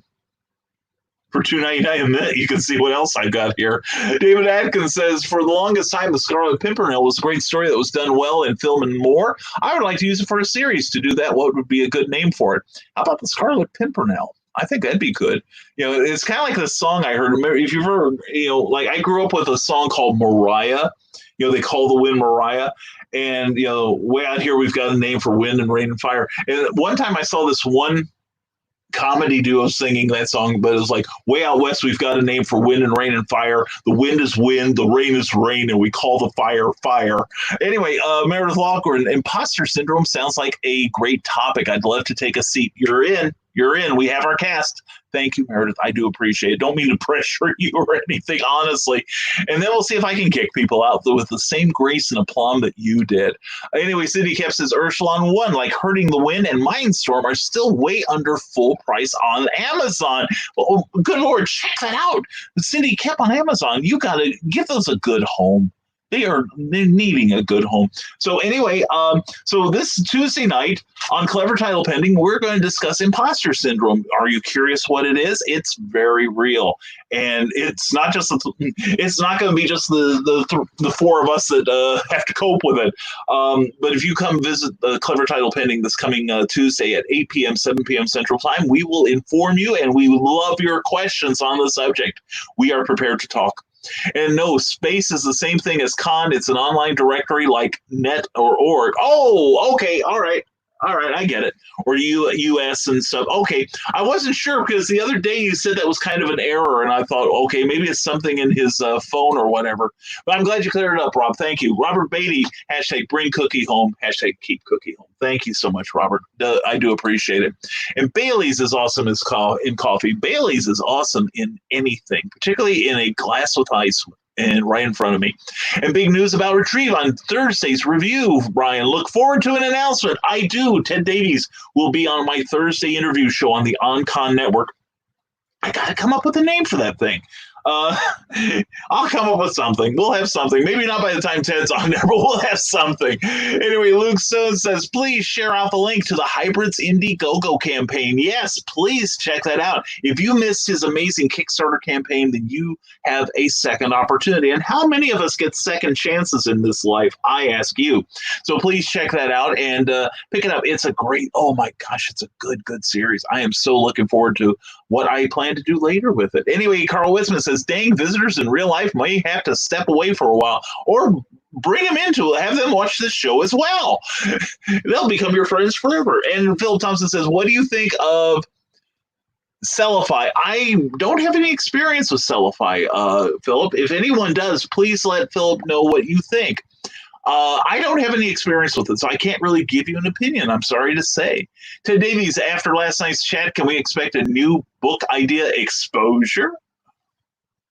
I saw what you did there, Meredith. Oh my God! After following my package, she has had so many naughty ideas. And Meredith, I need to find that link again to that book your grown-up book that you are giving away right now. I need to read that to check it for purity. And if I find any, I'm going to be quite unhappy.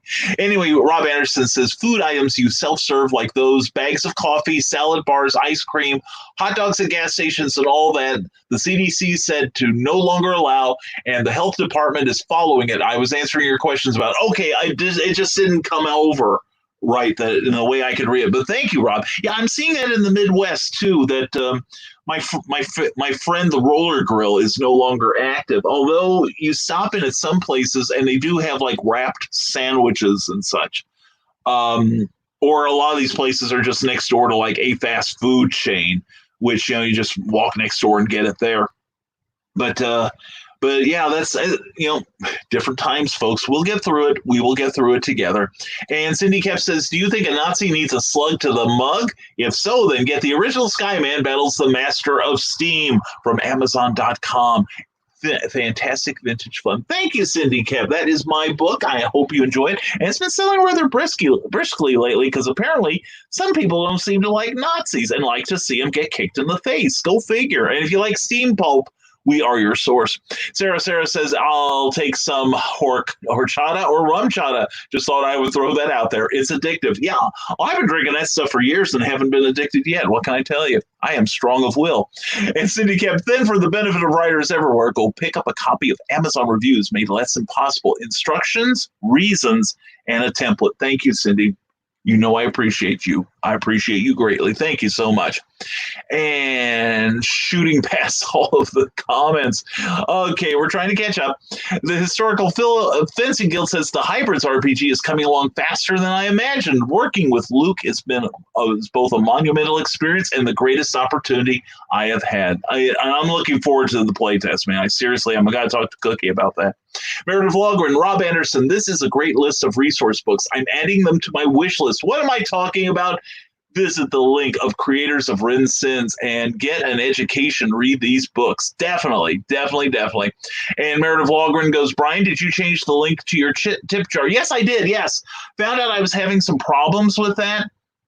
And so we changed that again and got it cleared right up. So this is Rising Tide BKM is the link. So I forgot to tell everybody. Well, as you know, I don't make a big deal of the tip jar. I do appreciate it, and we are currently shopping for some different stuff to do this show and our upcoming videos a lot better.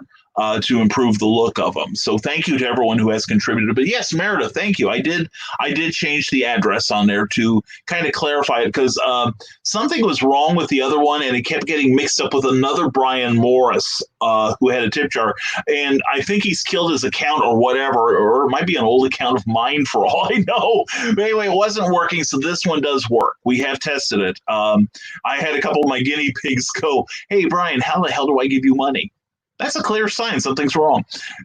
So anyway, we got it fixed. Thank you, Meredith, for noticing. And here we go. Sarah says, my mom got another donging clock. Oh, no. Her clocks go dong. Okay. And just wait till you come back into the dining room here, Brian. Top of the hour and everything goes nuts. Yes, I visited Sarah at her home, her palatial mansion recently. And she's got so many clocks in her house that the top of the hour is an experience. It looks like a Batman villain place, like the Clock King redecorated Sarah's home. It's a lovely home, and your parents are lovely too. I meant to tell you that. But it's like the top of the hour, it's like bong, bong, ding, ding, ding, ding. And every alarm in the world goes off in that tiny little room area, and it's funny as hell. It really is. And Luke Stone says, doing great, Cindy. That's what we like to hear. And David Atkins, am so upset. Just lost 2 chapters I wrote and edited. Ooh, 2 months of writing gone. I kept it on my tablet and I saved it and it's gone. Rewriting it for number 3. Can't quit, but I really want to. Blah. David, if you can, here's what I've done. I've had that happen a few times. Go someplace else and whatever word processing program you are using right now, don't reboot or anything, but do a search on how to retrieve lost files. Seriously, because there is like a cache that everything goes into that as long as you don't reboot, you won't lose it. It is made for idiots, okay? Idiots, note the hand going up there. Keep your word processing tab open, but open another tab and go to Google and ask it how to retrieve lost files in, and then name the word processing program you have. That's a public service announcement from Rising Tide Publications. And the Historical Fencing Guild says, so massive thanks to you, Brian, and the Nevermorians, as the work of this quarantine has not been idle for me. We will be moving forward while others struggle to get off the couch. That, Nick, is what this is about. And that is one of the things, because I'm one of the people on the couch that needs to get struggling again. So I need to take back a day, unfortunately. And I felt guilty as hell having to announce that, actually. But just the same, I need to get stuff of my own done. And I think you guys have got enough to work with. Plus, we still have 6, 8 regular shows a week, although those will be cutting down in the immediate future. But tomorrow we will still have a Sunday show. We will be reading the next chapter of Santa's Sign, and we are going to move forward. And Brian Hawkins says, hello all. Hello to you, Brian Hawkins. Hope your morning's going well, sir. And the error was a double post. That's okay. It's all good. It's all good, Rob. It happens. Meredith Logren, David, I'm sorry that happened. I've lost work like I had to learn to build in redundancies, several flash drives and cloud. Yeah, I love the cloud now. I am a total believer in cloud. And Luke Stone says, Ted Davies, done. All right, things are getting done here. And the podcast name, fully booked. Ooh. I'm writing that down. It's under consideration. I will put that in the hopper. And I'm not saying I have been bereft of ideas or haven't had an opportunity to really sit down and think about it. But now we have a pile of names that is one. It is a pile of one. Thank you, Cindy. That's a good idea. I will consider it. I will seriously consider it. All right. And let's see. Going back. Okay, there we go. Rick Bradley, I lost my first round of edits for my story, so I feel your pain, David. After getting mad, I realized it was just a second chance to do better edits. So maybe this way it'll be more fleshed out and better. That's a good thing. I had a book that I was actually getting ready to upload and release. It actually would have come out before Bloodshot, The Coldest Warrior, but I had a hard drive crash the morning I was going to upload it. And I understood at that moment why people killed themselves over this stuff, because I was beyond bereft. And Cookie talked me off the ledges, of course. But people are writing me about what I knew were trivial things. Why aren't you doing this for me, Brian? Why haven't you done that for me? And I told them to basically go themselves, and hard and sideways and dry. I was not putting up with anyone else's crap that day. And when I explained to them, they're all, oh, we get it. Okay, backing off. Not turning our back on Brian while he's in this mood. Anyway, I feel for you, David. It could be saved, though. Give it a shot, all right? And comic relief. That's a thought, Cindy. Although there is a comic relief. There was an old comedy telethon that was comic relief. So I'll consider that. I like the other one better. David Atkins, time to get to art and writing. Not before you try to recover your thing. Still working on art for my calendar and finishing those dang 2 chapters I lost. Good vibes needed to get it done. The edited chapters were great, and I won't get that back. Or they might be better, young man. They might be better. Anyway, everyone be amazing. Stay sane. Be productive. I cannot say that enough. Well, I'm glad to hear it. David, I hope you make some time and try to get those files back. It's a possibility you could recover them. It's just a process is the problem. And here we go. Shenanigators Unite. I like that one. Okay, that's to be let's get one that works. Shenanigators Unite. Gators Unite. And I see another one here. Here we go. Feztastic. Oh, that one may take the lead. Feztastic. All right. And here we go. I like that, Cindy. I'm Feztastic is taking an early lead. Don't feel bad about it, Brian, says Rick Bradley. I think we all understand you have things to do, and we have all appreciated these shows and all you do for us. Thank you, Rick. Some days I just don't feel I do enough. All right. And that's the thing. I exist to assist, but thank you, Rick Bradley. I appreciate that, man. And David Atkins says, Meredith Logren, you might be able to do a search for hidden temporary files, but Rick Bradley made a good point. Could be an opportunity for an even better edit. Yeah, Meredith, I think you're right, because you can frequently find these things, these so-called lost files, because like I said, I think they're in a temporary cache somewhere, usually on your hard drive or wherever it's saved. But yeah, I have lost files. I've lost chapters before, but they came out better the second time because the first one was just practice. Harley Slavic says, for the Movie House Cinema, we plan on selling prepackaged concessions. I plan prepackaged confessions. Just open it up and admit to all kinds of things. Reason for this is health reasons. Once we get registered, we plan on doing a Kickstarter or at some point to lease, to own a building and get equipment. Email us at themoviehousecinema@yahoo.com or message us at our page by clicking the link to send us suggestions. The Facebook page, The Movie House Cinema. Very cool. Very cool. And catching up, Brian Hawkins says, fun morning. Worked a short shift from 5 to 9. Still waiting on my wrench, though. Well, gosh. I have no wrench to give you, sir. We could rent, you'll probably be wrenched before this show is over, though. In the Historical Fencing Guild, no, don't you dare berate yourself as a lack of effort. The huge amount you have done for so many during this will come back to you. It would be nice, but just knowing I have done something to help is all I require. So, and I've gotten some good stuff back from it. So thank you. Some projects got delayed, but there was truly heroic efforts on your part. You take no crap for anyone, including yourself. No, I'm the one who gives myself all the crap I want, and I frequently do. You guys don't see the other 22 hours of the day. I'm a tortured soul. But thank you very much for that, Nick. I appreciate that sincerely. Thank you. I think Cindy has a new calling in life. If anyone needs a title, get a hold of her, says Rick Bradley. Yeah, she may struggle at first once you get a hold of her, but after a while, she will relent. Anyway, but no, seriously, don't try that. You didn't, David Atkins. Anyway, Cindy kept quote the Raven. That's not bad. Or the Raving. Quote the Raving. There we go. Now we're collaborating. Quote the Raven. There we go. All right, here we go. We're it's coming up now. Harley Slavic says a name for an interview podcast would be a Fez and a writer. Well, that's true, except sometimes we have artists on too.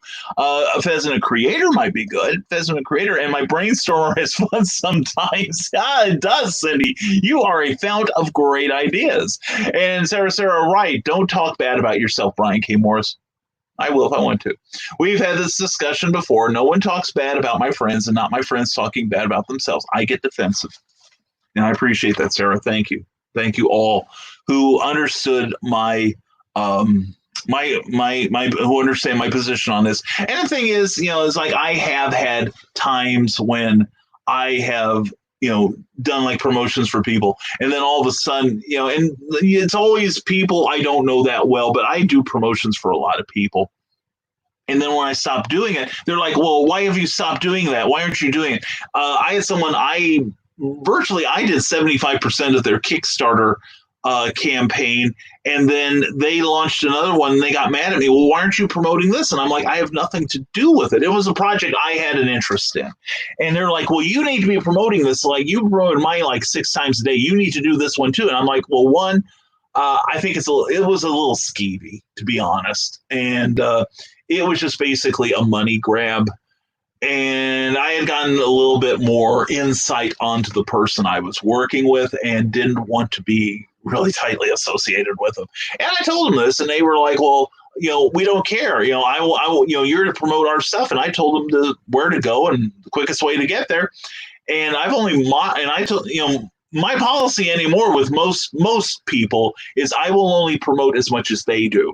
So if they don't promote, then they don't get any love. So I'm not going to carry the project on my back anymore because I've got other things to do again. But, some people have been rather irate when nobody knows what I do, but when I stop doing it, they get cranky. So thank you all sincerely for understanding. It means a lot to me, which is why it is hard as it is, basically not being with you 7 days a week. But something has to give. Unfortunately, it might be me. Rob Anderson says, I have room for a quote on an educational sheet I hand out at my panels. Know anyone who have a short, inspiring quote about a sentence long? Wow. Holy cow. I've got bazillions of them. I collect sayings, so it could happen. It could happen. Rick Bradley, brainstormers, robots in disguise. Ah, yes, he's wearing a fez. Cindy Kep was very attractively coiffed the other night. There's more than meets the eye. And next is David Atkins. Holy mother, I found them. They were saved in some really awkward file names. There we go. I have found the same chapter written 5 times. Well, there you go. Pick the best one. They are all different and do not know which one was the edited one. You should be able to tell from a time signature on that. You should. Guess it's all rewriting now. At least I found them. There you go. Way to go, David. See, we knew you had them, dude. We knew you had them. Way to go, man. Thank you for letting us know. David, Brian Hawkins says, no worries. I figure I'll get it at some point, just as long as it doesn't take as long as it took you to get on YouTube. Anyway, yeah, but once I got here, look at how I took command, dude. That's it. Planning. Yeah, that's it. Planning. Not hesitancy. Anyway, yay, says Rick Bradley. I agree. Meredith Logren. Podcast name, Vamped and Revamped. Probably should Google it to make sure it doesn't exist already. Yeah, that's what I do with my titles. Because my very first play actually was, I called it The Night of the Great Detective, and it was kind of a Sherlock Holmes pastiche without using Holmes as such. But it turns out that I didn't realize it at the time, or I should have, but it was kind of like a My Sweet Lord kind of plagiarism thing, that there was a classic short story authorized by the Doyle estate called The Night of the Great Detective. And I'm like, well, first thing we do is we change that name if we use it again. Vamped and Revamped. Okay. Okay, that's getting written down too, and hopefully I can read it later. I feel your pain on this, Meredith. And anyway, thank you for the names, people. You're awesome. And Brian Hawkins is just every time someone mentions a project or site, I think, I could throw the link for that in the chat if only I had a wrench. Yeah, I know. The wizard didn't give me a wrench or a brain, or certainly didn't give me a heart. Anyway, Meredith Lachlan says, awesome, David. You should be able to see the timestamp for the latest save. Congrats. Exactly. There we go. And you have done very much for very many. I am grateful for all the help. Cindy, I haven't done enough. Until everyone is my level or above, the rising tide moves on. But thank you so much, Cindy. I do appreciate that. Seriously. And I don't mean this to be Praise Brian Day. I really don't. David Atkins, okay, so I just gained 2 hours of time today. Yay, still need to edit some and find out which edition is correct and which one is not. At least I found them. Cannot get over this. Excited for writing now. Yeah, I know I've had those instances too, and it's you hear the phrase better than sex. This might be it. Seriously, it is great. It's like winning the lottery 5 times or something. And thanks for all you do, Brian. Well, thank you, Ted. Thank you all for all you all do. All right. And the thing is, maybe one of you will start a Saturday morning show like this, but maybe funnier and more educational and more interesting. And I'll sit in on it with you, okay? Rob Anderson, to bring better quality articles to the subscribers of the site, from now on, we will only publish threads that are standalone posts that tell the whole story created on the way of a press release. So what should it include? A website to follow, a paragraph telling the reader what is happening, and finally, an image to attract attention. This is about making creators level up as creators. The leaders of the comics industry understand how to do a proper press release, and there is an article. Let me find, that looks good. I need to find the whole thing there. Let me look. All right. This is about making creators level up as creators. The leaders of the comics industry understand how to do a proper press release. And there is an article from Forbes that all should read. Very cool. Very cool. Yeah, and it's not hard. If nothing else, just go to Google. Google the term how to write a press release. There is plenty of information on the subject. And more stuff from you wonderful people, and one fez to promote them all. All right. One fez to promote them all. That's a long one. Go ahead and take a drink, people. As we drown. All right. Anyway, I like that. Meredith Logren, my favorite quote of all time, especially for writing, is write hard and clear about what hurts. From Ernest Hemingway. That is beautiful. That is beautiful. If I had one, and you'd have to do a search for who said it, but it was something like art should comfort the afflicted and afflict the comfortable. I love that definition. And as far as inspiration, I do have one from Bill Alcoin, who was the original manager of the group KISS, who said, you want inspiration? Take a look at the Bills.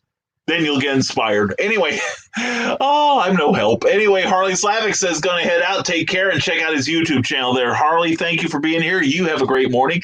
And he's got the YouTube thing going. He's got a Facebook for the movie house cinema. He's got all kinds of stuff. And Beneath the Fez. I like that. We could have a Fez theme. Beneath the Fez, there's no hair. Anyway, where no hair? Not there. Because we care. Anyway, Harley Slavic, also the movie house cinema at yahoo.com and Harley Slavic at gmail.com. And Rick Bradley says, oh, well, Harley, have a great day. Thank you for all the links, man. Too bad, says Rick Bradley. Put aside that imposter syndrome for a minute and bask in the knowledge that you are appreciated.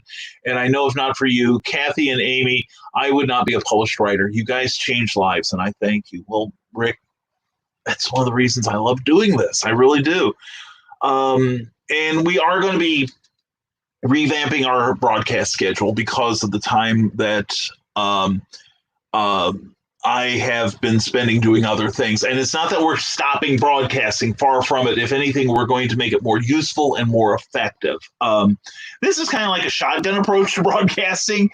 We want to be more of a scalpel in the future. And part of that will be part of the instructional videos that we're doing. In fact, I've got a script for 2 of them mostly written out. One is 5 ways to screw up your promotion. It is. I read it for Cookie, and she laughed out loud at some of it. It is very snarky, and if people recognize themselves, tough. Anyway, so it was highly satisfying to write. And there are so many of you that I see promoting on here. And I got to say, if I can take credit for any of that, I will do that in a heartbeat. You guys and gals have hopefully learned a lot from each other. And it's not like I'm dead, okay? It's not like I'm checking out of this life and moving on to the next. It is, this is just this is a reconfiguration of what the Rising Tide's mission represents and how it will be represented. And we will rise above together. I want to make this more entertaining and more effective for you all. So, and I think I need the time to do it, or I need the time to clear out old projects so I can get to it. But anyway, I'm really excited about what we're doing, and hopefully we will be able to spread the inspiration and give some people a voice who don't have a voice in the media right now as far as creativity goes. The Historical Fencing Guild has to go, but working on that next project. But thank you for all the cards and letters. Ducks down under the rubber chickens. Nick, you have a great day. Give Amanda a hug for me, and I hope to see you soon, my friend. And Cindy kept well pressed. Okay, yeah. Mm-hmm. All right. Thank you, Cindy. We got that one.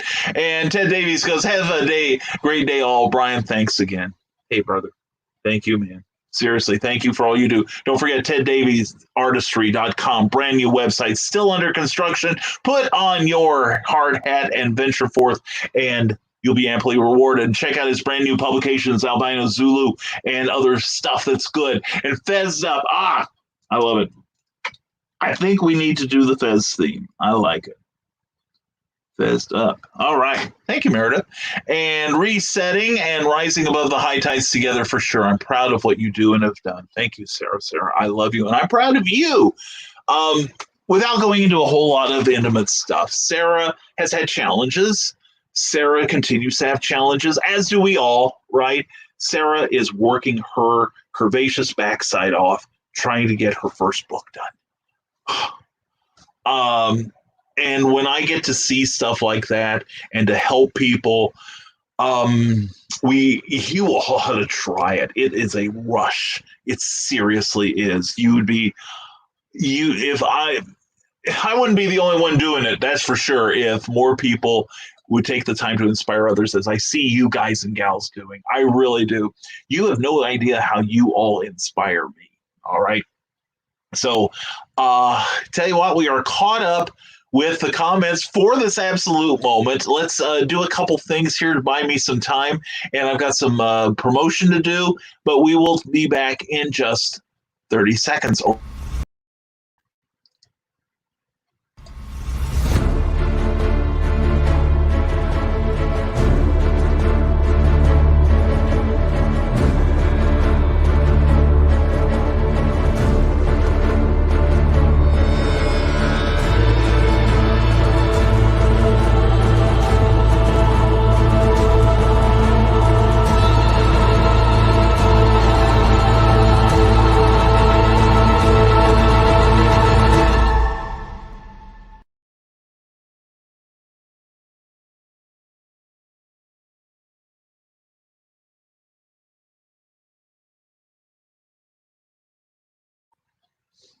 All right, and why not the rising tide from Rob Anderson?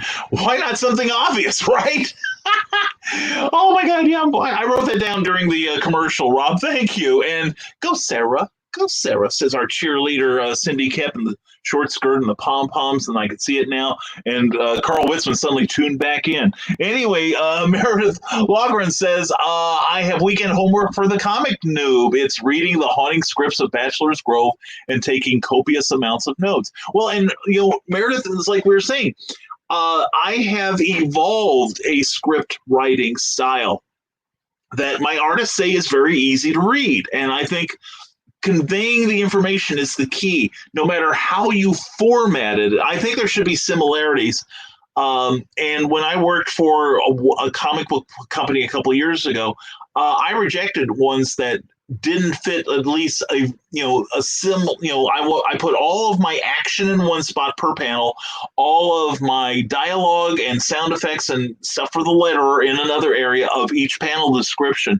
If you have any questions on the format, Meredith, please do not hesitate to ask me. All right, I would love to do what I can to help you to help make this easier for you. Okay, this is my style is like the synthesis of about 40 years of research. So, Cindy Cap Santa sign home for the holidays. Oh wow, yeah, that's a possibility. I do have a couple of sequels to Santa Sign in mind. I just haven't taken the time to write them yet. And it's a little intimidating writing a sequel, which means I'm a little intimidated by having to do the Volcana sequel later this year, hopefully. And Sarah, oh, so sweet, Cindy. Cindy is a darling. She is a great friend. I'm so glad, if no other reason going to Iowa than I got to meet you, Cindy. Seriously, you are a darling. You really are.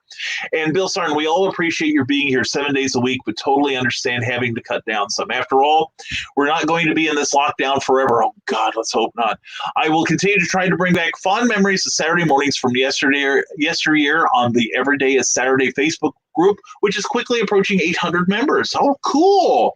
Got to get going for now, but I had to be here for your last Saturday show, Brian. Hope everyone has a great day, and vaya con Dios, amigos. Vaya con Dios to you, partner.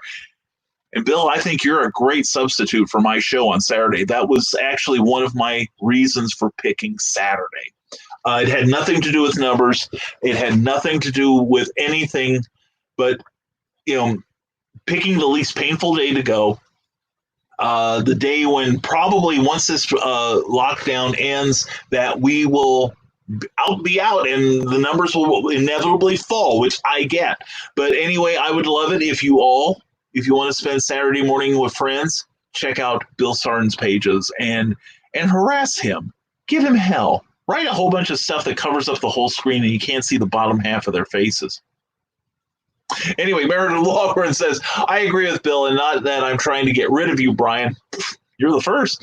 Anyway, consider taking a second day for yourself to write and edit. Creativity needs time, and the world needs a bigger Brian package. Darling, I've always got a big package when I think of you. And we got some more reorders in. It's pretty cool. But we're starting next week. We will probably have another sale again. I'm grateful to everyone who got their hands on my package, like Meredith, and she's not been the same ever since. It's been a great addition to her life, and I know her husband's probably scratching his head with bewilderment. But anyway, we are going to get another sale going because it's going to be a while before we get to a show.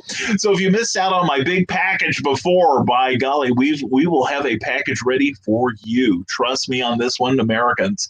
Anyway, thank you, Meredith. I do appreciate it. And we are going to trim a little bit more from the broadcast schedule. But and I say this because Meredith knows I've run this by her. So we will still be having mostly Nevermind the Furthermores, but we'll also have a couple special things in addition to the YouTube stuff. But we're working on the scheduling for that. But thank you so much, Meredith, Bill, and everyone who's been so understanding about this decision. There we go. Warm and fezzy. I'm loving this. I may have to start a poll. Maybe I'll start a poll and see what y'all like. Oh man, this is awesome. Thank you so much. Thank you, Cindy. Thank you, Meredith, and everyone. And everyone's giving me ideas here. I appreciate this. This way I don't have to bruise my brain trying to come up with something fresh. Anyway, thank you very much. And Colette Morlock, mwah, thank you for being here, hon. We are on past 2 hours, and we're trying to get to a place where we can sign off. But anyway, thank you guys and gals for all the praise. It means a lot to me. I think this is part of our imposter syndrome where sometimes it's a little difficult to accept compliments and praise. And I hope, as always, that we've done something on this Saturday that, and all Saturdays that you can take away with you and, improve the rest of your week and maybe your life with. And everyone take care and stay creative. Rick Bradley, you too, brother. You have a fantastic day. Thank you for being here during the hoopla. All right. And it's hoopla.com. Ties into your public library card. You can read 30 things or hear 30 things. It's music, TV, movies, comic books, audiobooks, regular books, digital books, rather, I should say. And it's a great addition to having your library card. So anyway, thank you all for being here. Now let's get to the programming notes, and yes, do a poll. Yes, okay, I will, Sarah. I will do a poll. I will assemble all these, and sometime in the next week or so, I will have a poll. Probably either here or on Rising Tide. We'll see which one will let me do it. I hear polls are a little problematic these days. But anyway, Sarah, thank you, honey. Love you. All right. Love that. Okay. So anyway, let's close this out. We have been here long enough, and you guys need to get stuff going too, I'm not the only one writing and drawing around here, or at least I better not be. So anyway, tonight, stuff going on. Bill Sarden's got something on, the artwork of Bill Sarden, I think, going on.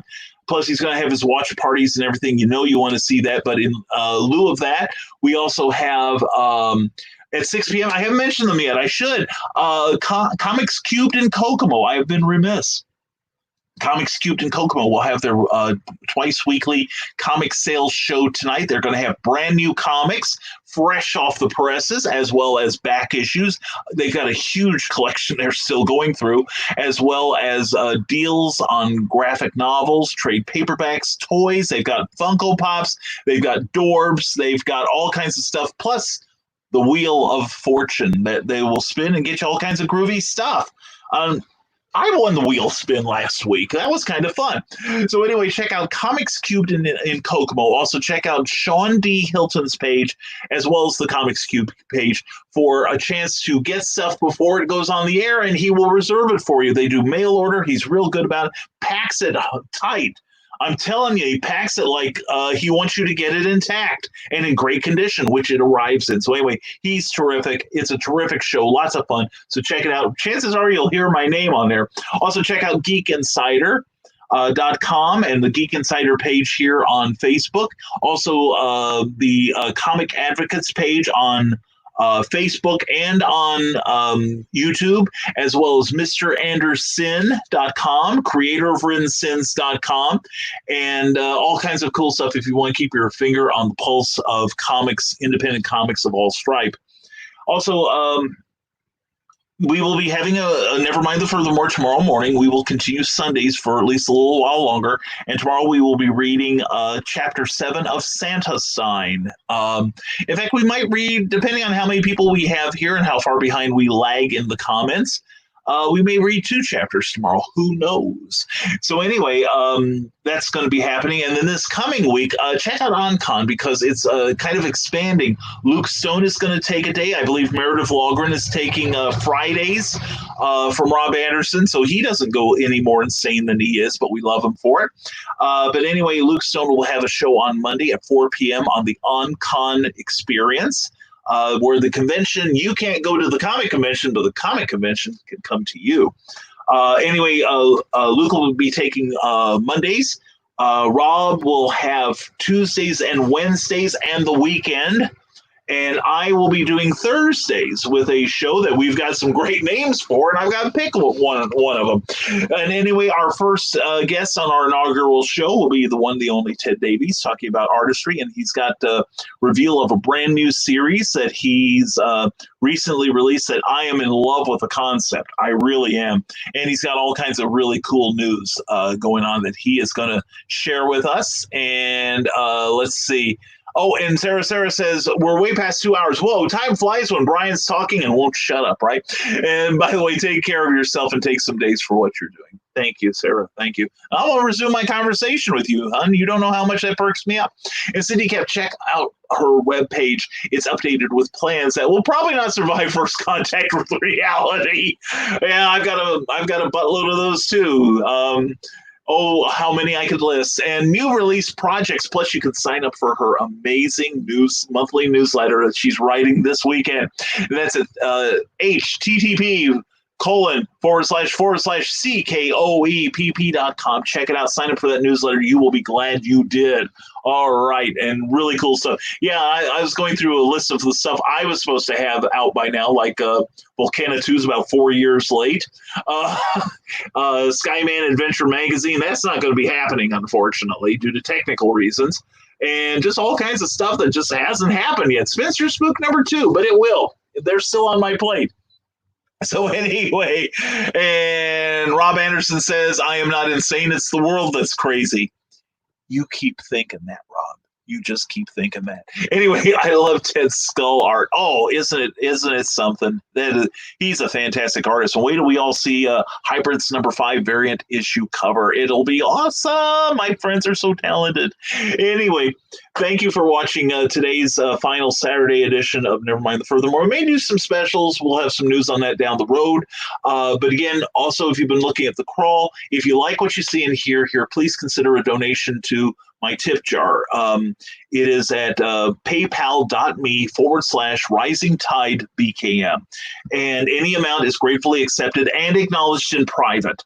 It is going strictly towards the look of our publications or our video extravaganzas and our publications to make them look better. All right. So anyway, please consider donating. And we appreciate all who have so far. Sincerely, we do. Also, don't forget risingtide.pub. That is my homepage where you can see what I've got available on the web, as well as a chance to sign up for my monthly newsletter, which goes out the first of every month, which means this coming week, I'm going to have to write my newsletter too.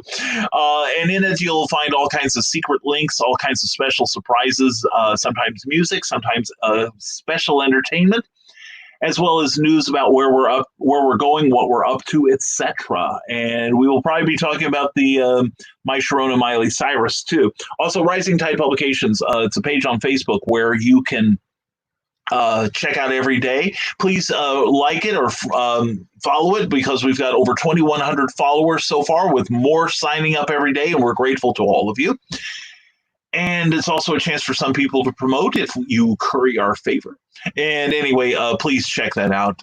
We have fresh content twice or more daily, so there's always something happening at the Rising Tide. Remember, Rising Tide raises all ships, as John F. Kennedy used to say. So please do something nice for someone.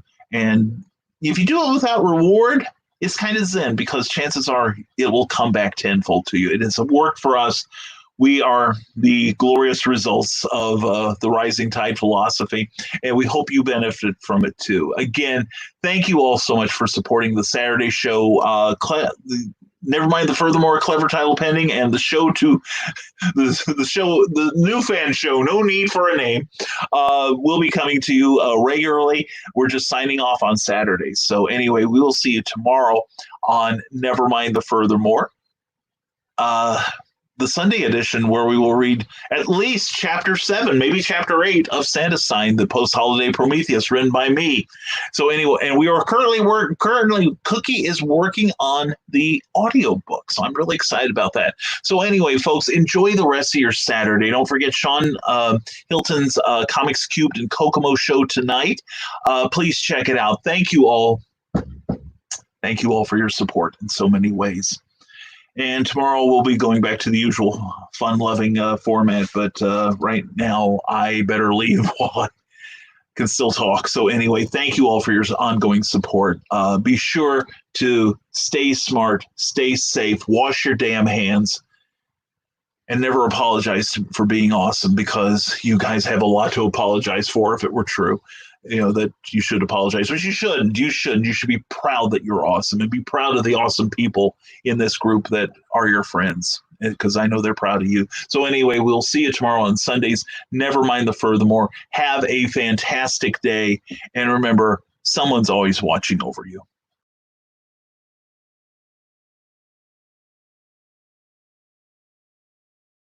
Now comes the part where we throw our heads back and laugh. Ready? Ready!